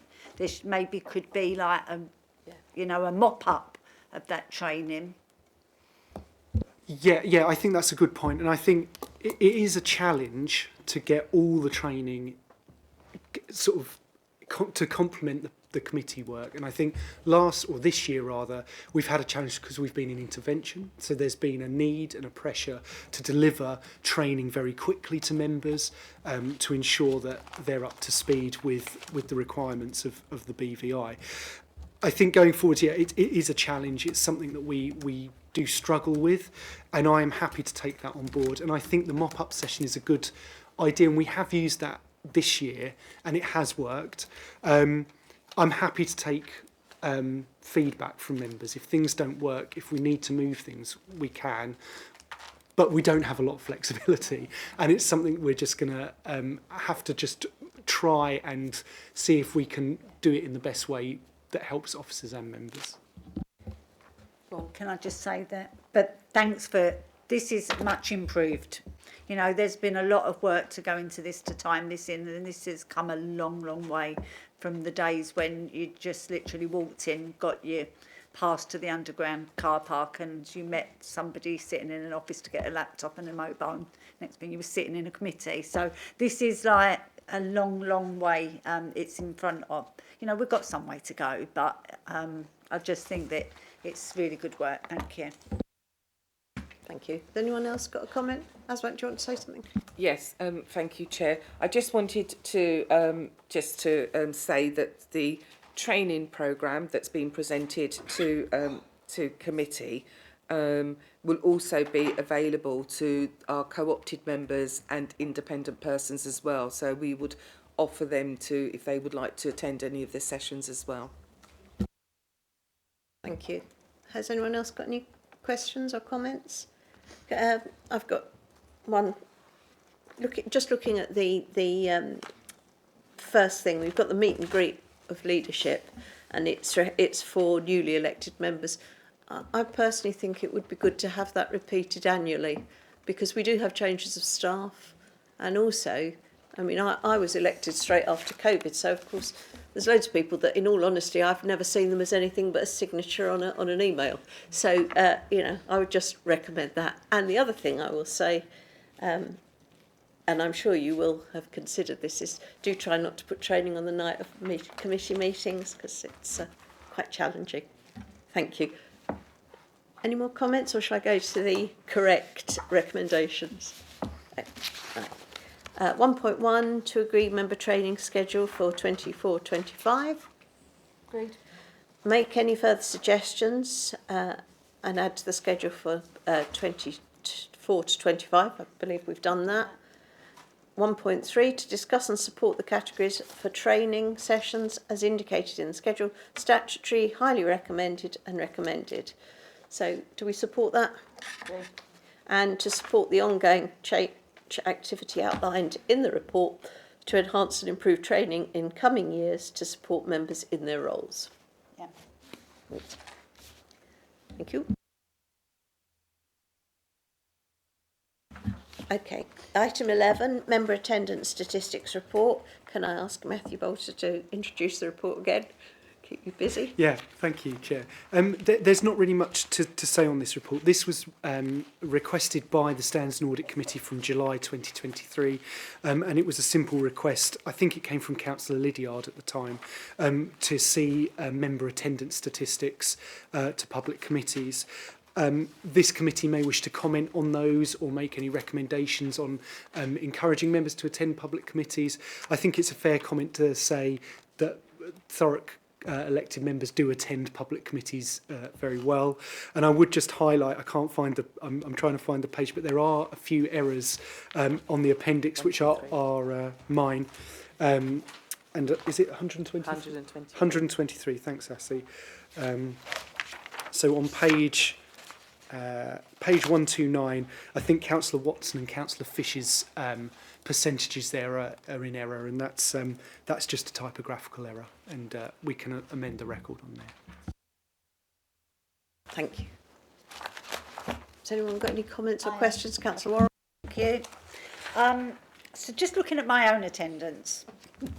So this would have been, and it's not in the, so it makes it look like I don't come to committee meetings when some of that. So general services will be, you will get a general services invite if you're going to sit on an interview. And, you know, interviews are in the day. Some of us have day jobs, so can't always do that. So that would be, you'd find a replacement, but you would be marked as not attending. And then this was also the ones that are showing is at the time of us being moved into intervention when I was sitting on general services, and I'd prejudiced myself on my decision.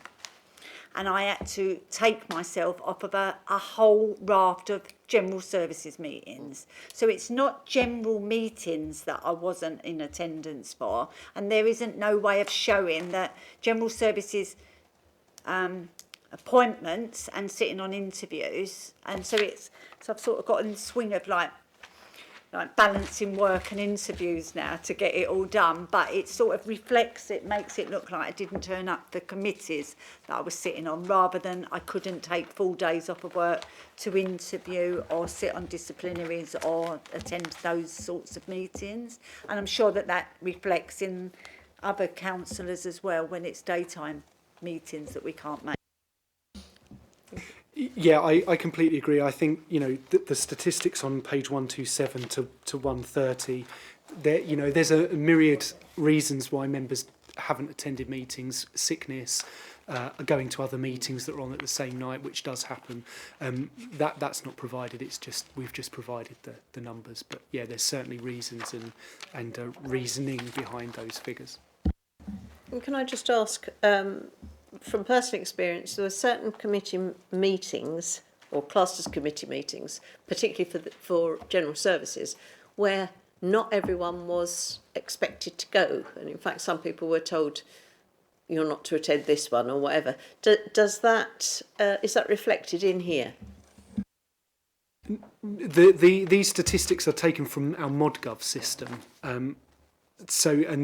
The ModGov system makes no differentiation. These are just numbers. So as I say, beneath these numbers are obviously human lives and things that happen. Thank you. No other comments? Next bit. Recommendation to comment on the members' attendance statistics and make any recommendations in relation to the member attendance the committees may feel appropriate. Right. We've done that, great, yeah, thank you.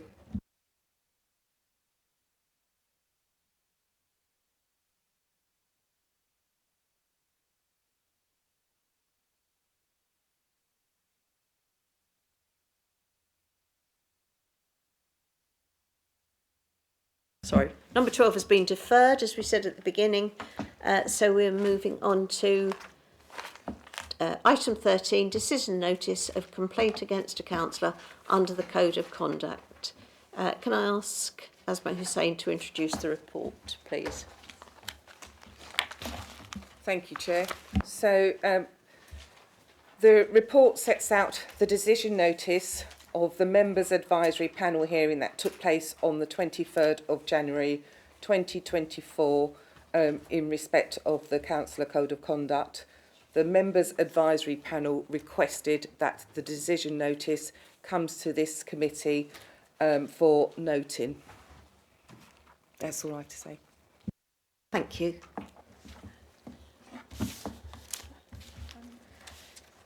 Do members have any comments or questions?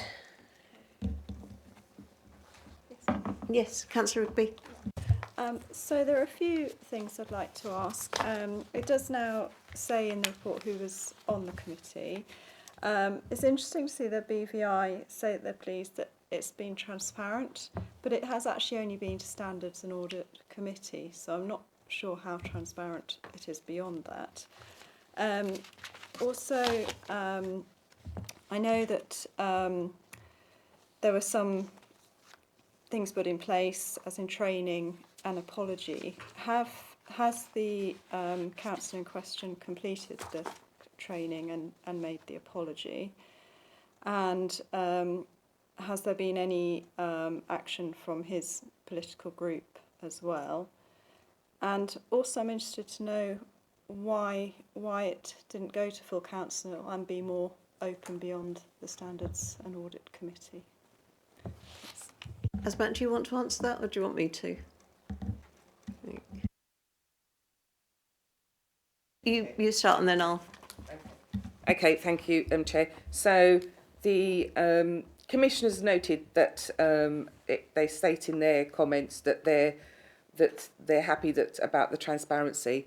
This meeting is open and transparent. This is in the public domain. So the members, the member advisory panel did make the decision to bring the decision notice here to Standards and Audit Committee, and it's in part 1. The decision notice has already been published. So that was the decision of the members hearing panel. With regards to the question about apology and training, I can confirm that the subject member has apologised to the two councillors, but the training as yet has not been organised, and I'll leave the third question to the chair. Thank you. Just to comment, the reason it appears to have come to this group is it went through a process, and so there was an advisory panel called. I chaired it.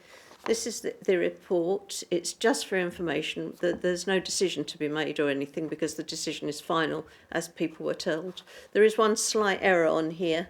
You'll notice that the complainants are listed as A and B, whereas in fact it was it was Councillor Arnold and Councillor Johnson, and they will be named in the final report.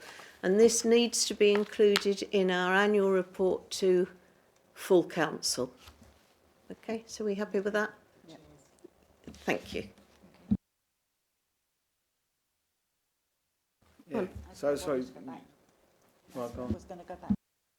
So I just wanted to clarify. So on an annual basis, the chair of the Standards and Audit Committee should, as a matter of good governance, present a report to full council on the activity of that committee, what that committee has done.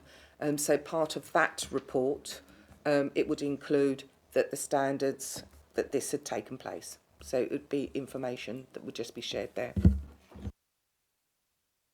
Carry on. When will that be going to full council? I don't know. There is a set. No. Do you know when?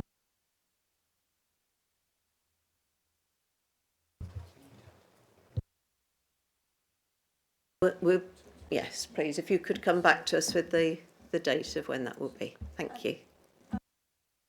I note that you say this is an open committee, but not many people will be aware of it or watch standards and audit compared to full council. And given the seriousness of it, I really do feel that it should go to full council and at the next full council. And I'd like to put a request in that and see. That's not what was agreed. Agreed. That's not what was It is a agreed at the serious, time. it is a serious matter. Councillor Tandy, do you want to add to that? Yeah, obviously the result of, could you tell us how the process worked? Who voted, or can you clarify that? Yes. You've got the notes there. The committee, the advisory panel was selected from within this for people who were available, people who could do it, and so on. I chaired it. Councillor Massey attended, but he was vice chair. We had Jasdeep and Charles were there as our co-opted members. We had an independent advisor, and we had Asmat with us just to give us guidance. The two complainants were there, and Councillor Byrne and his representative were also there. And I feel, I mean, you two might want to add in, but I feel we had a very thorough discussion about it. And by the end of the meeting, when we shared our decision, Councillor Byrne was more than happy to go ahead with it. Jasdeep, do you want to add something? Yeah, can I just obviously ask Jasdeep or whoever, can I ask what the verdict was, what they said and what their feeling was as well? Is that all right? Yeah, sorry. Yeah, from my point of view, I'm slightly confused, as in, from my understanding, the decision was made, there's a split decision. It was coming to this meeting for a vote to decide whether it goes to full council. That's my understanding of the process, unless I'm incorrect. It will be going to full council. I suppose if you don't want it to just be in the report, we could vote on that. Is that right, Asmat?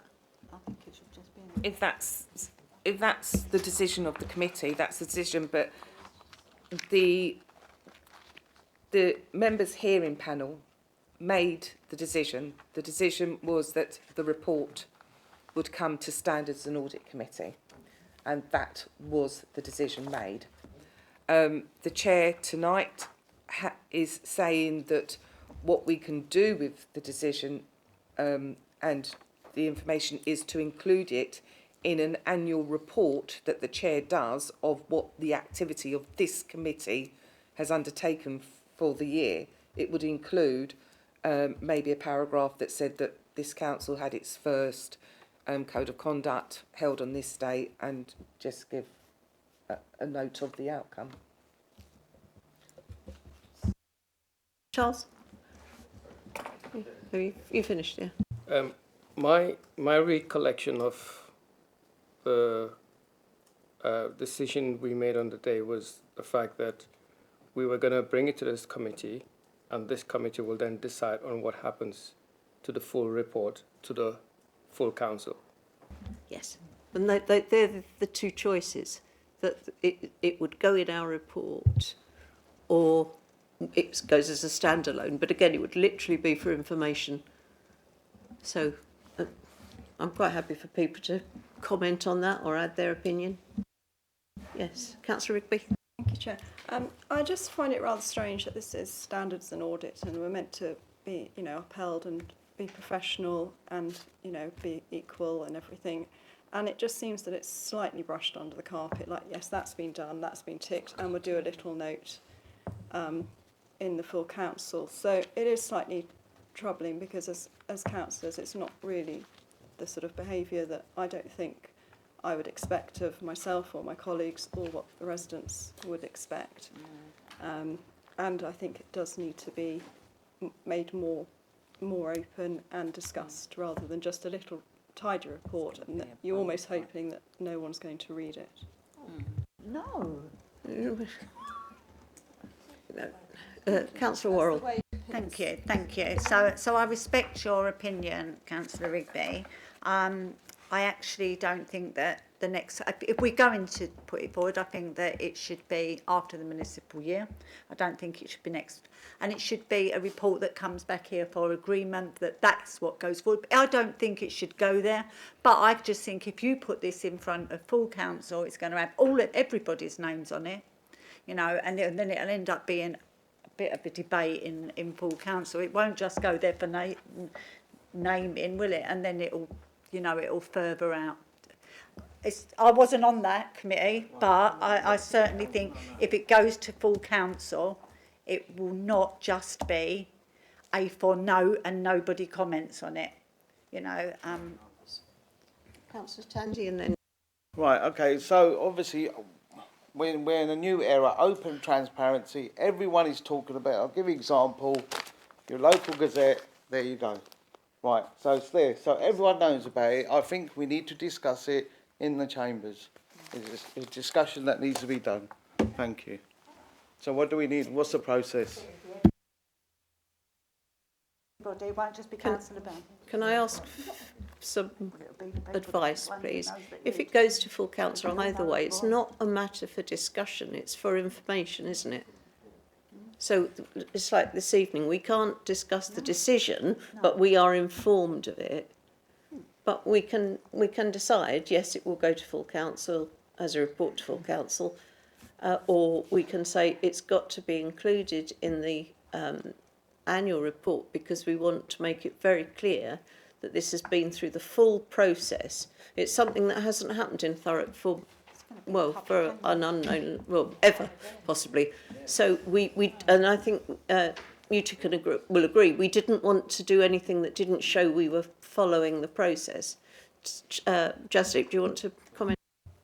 Yeah, from my point of view, I think you've got two co-opted members that were asked to join the panel, spent quite a long time listening to various people and reports and actually meeting the councillor and hearing his comments during the meeting, which generalised Thurrock and their views. I'm surprised that we wouldn't, as a standards committee, want to be open and transparent and take it to full council. And that's, I understand the report, and I do agree, should it be debated again? No, yes, probably not. Decision should be made, but it should be transparent in my view.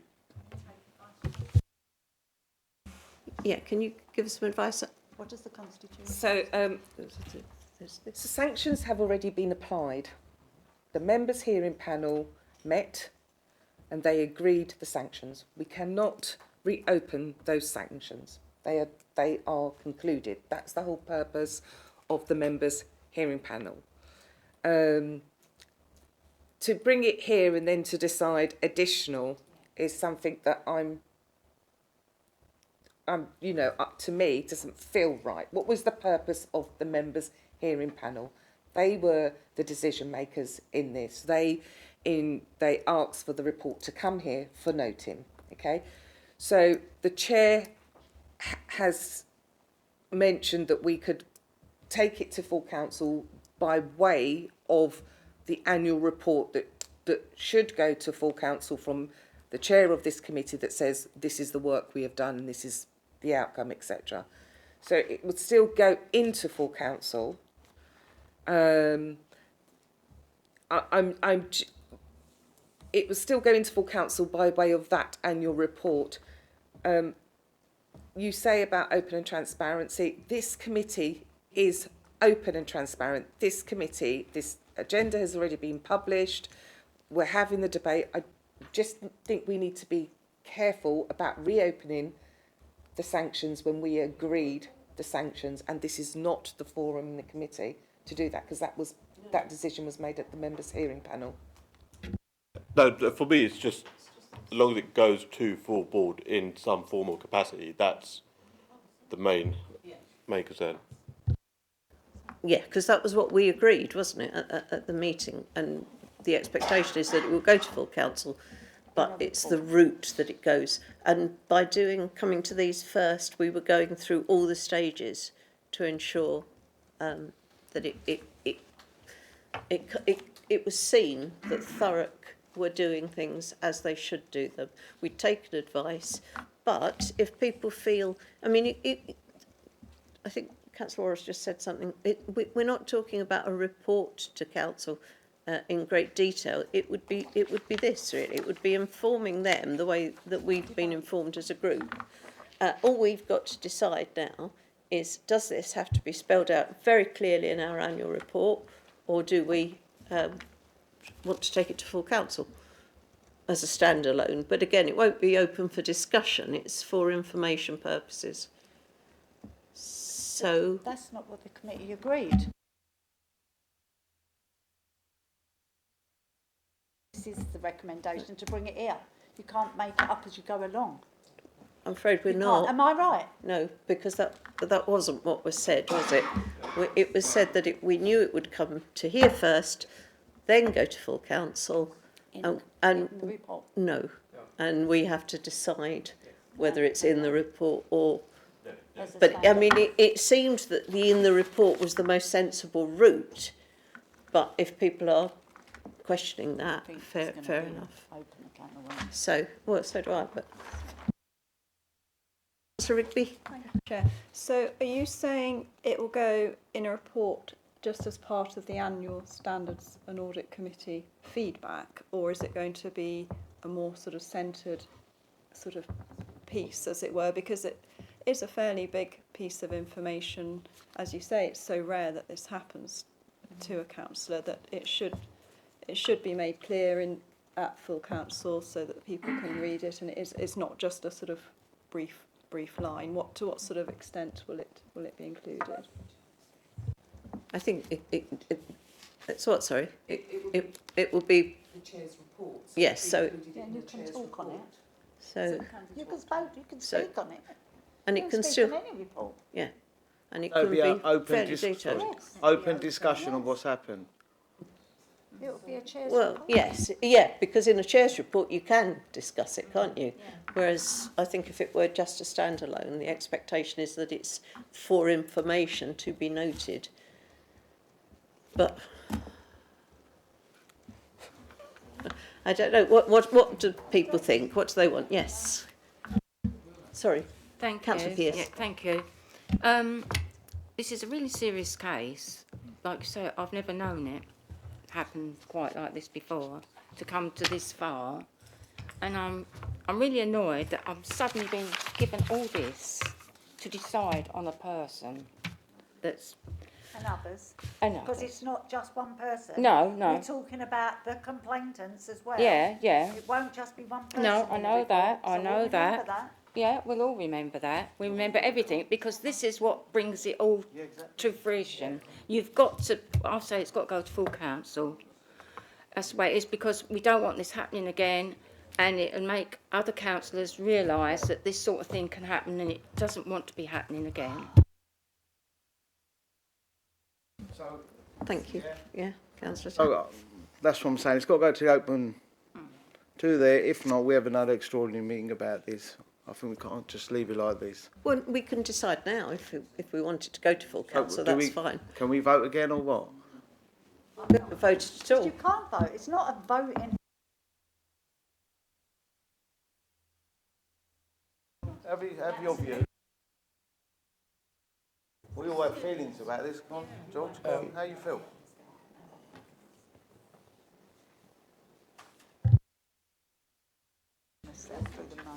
First of all, No, sorry. Go. sorry, go on, Charles. I probably was in attendance. I was in attendance, not probably. I was in attendance in the meeting, and as was mentioned, the sanctions have been applied already. So this is a complete set of work.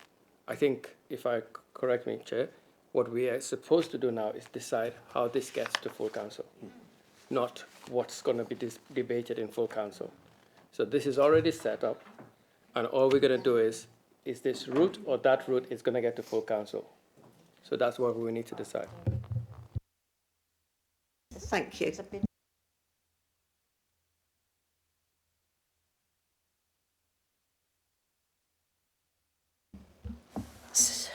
So basically, what we have here is people can decide if it's going to go to full council in this form, or if this is going to be included in the report to full council, which will give the same information also for noting, and it will talk about everything we've done this year. I mean, obviously I'm not the chair, but so what do people want to do? And Asma, have you got any advice on this? So, as I said, the sanctions have already been applied at the hearing panel. If this committee is going to be taking this report to full council, I would recommend that if I still, you know, the sanctions were applied, if you're saying this is to go to full council, my understanding would that it would go as part of the chair's annual report to full council, and that would be talking about what this committee has done over the last 12 months. Now, part of this committee's work programme, or some of the stuff, has been talk about the complaints generally, because we do receive complaints here, and then it will talk about that a complaint has come, etc. And we've had the first member hearing panel. Thank you. So, What time period is that though? Because we can't get something to full council in March. it wouldn't. It couldn't be for then, because also Councillor Massey's not here to.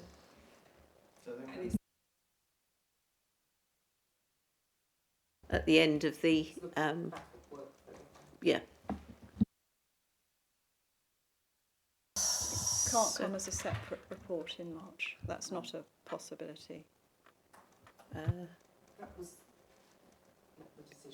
No, not for March. It was just to decide how this goes to full council, and it wouldn't be a different report, because it has to just inform them of the decision, the sanctions, and the fact that they've been done, or they've been addressed. So, I mean, if people are sort of insistent that it goes to full council, we can agree that this evening. It will go like this, but it won't go to next full council, because it just won't. That's not what's agreed. But it's being made up on the night. And no, it isn't. It isn't, because we agreed that we wanted it to come here, and then we knew it would go on to full council. We would just decide how it would go there, and the sort of recommendation, not recommendation, but the consensus was that it would go as part of the annual report. But if you want to, Yeah. Okay, so it goes to full council, you're saying the annual report, what happens then? Just the report and that's it? There's no discussion of it at all, or No, you what? can speak on it. You can speak on it, okay. yeah. Okay, yeah. Speak on account. The only thing that can't happen is that the decision can't be changed. You can't say you want a different outcome. So it would still be there. The way you can talk about anything that comes up on one of those reports. I think we should. So shall we ask her what?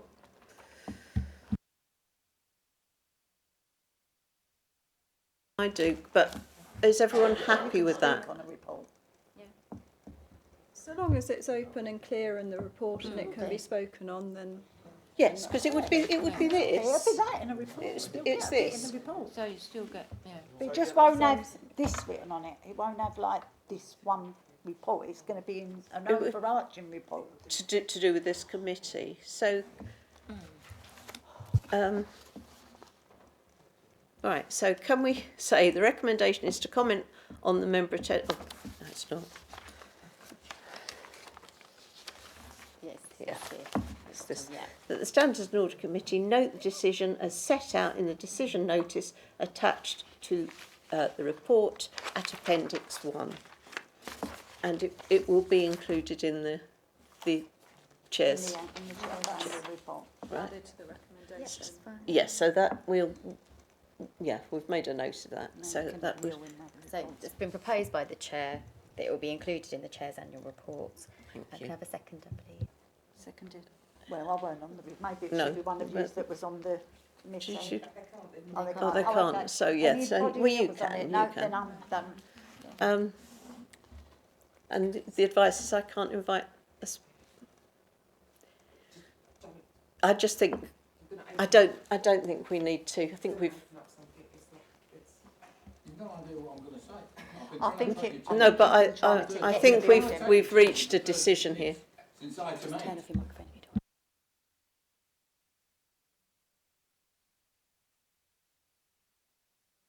Then I don't really know what the point is. Thank you. I'm going to move on.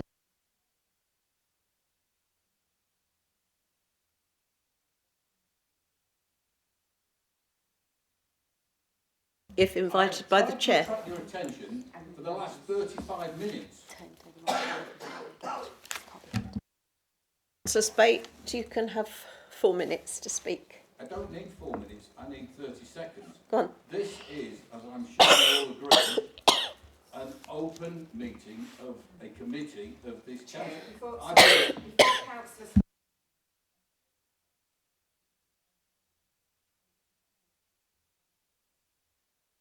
Thank you very much for the opportunity to speak, Councillor Raper. I'd just like to make a point to this committee meeting, and it is relevant. This is the Standards and Audit Committee of this council. Everything that this committee does should be exemplary. It should be open and transparent and in the public interest and in view of the public. I've been watching this meeting since 7 o'clock. It's been very informative. It is very difficult to follow some of the things.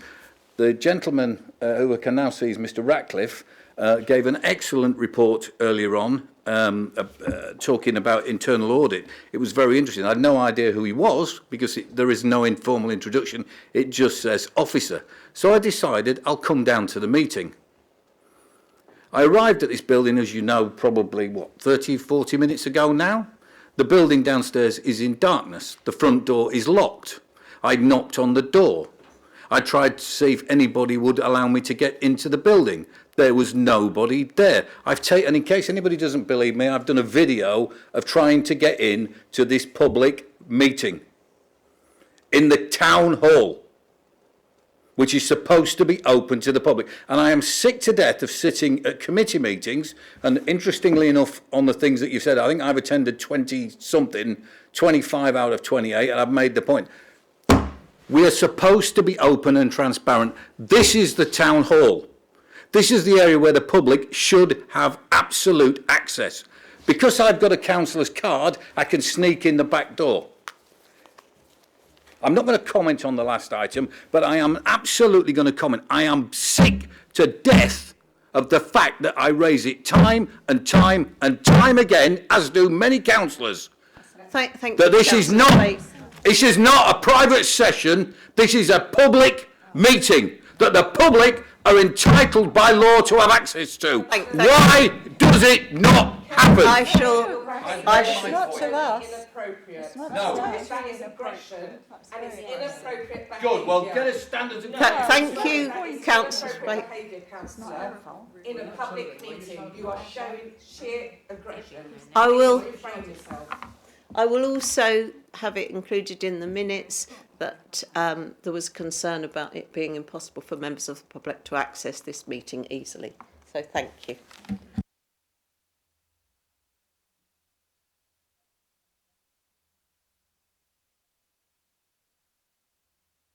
Sorry. Item 14, the work programme can be found on pages 220. Sorry. Oh, sorry. Can we just make sure you can get out the front door? Oh, way. Oh my God, please. It is a point, but this isn't where, no. It wasn't our fault.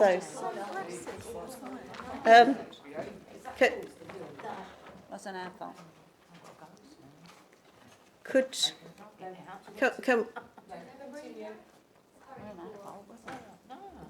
Was that stopped for? Right, everyone. Sorry, I'm going to get going again. I know we would be upset finishing at 9:30 because it's so early, but I'll carry on.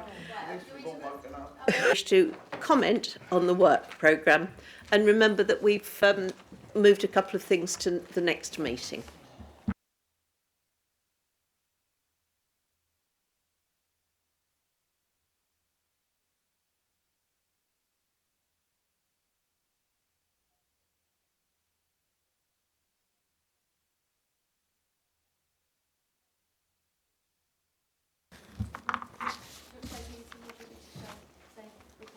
Sorry, I don't know what you said.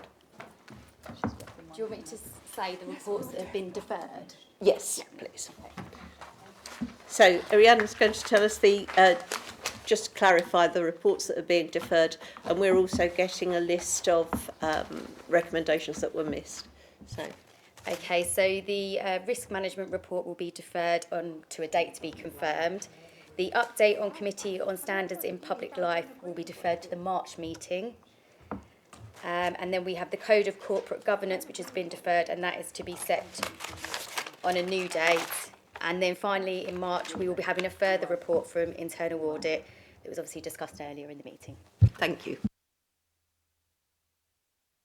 Does anyone want to comment on the work programme?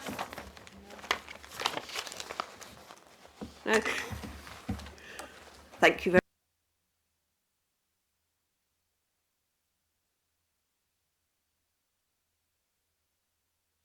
This concludes the business of the meeting this evening, and I now declare the meeting closed at 9:30 p.m. So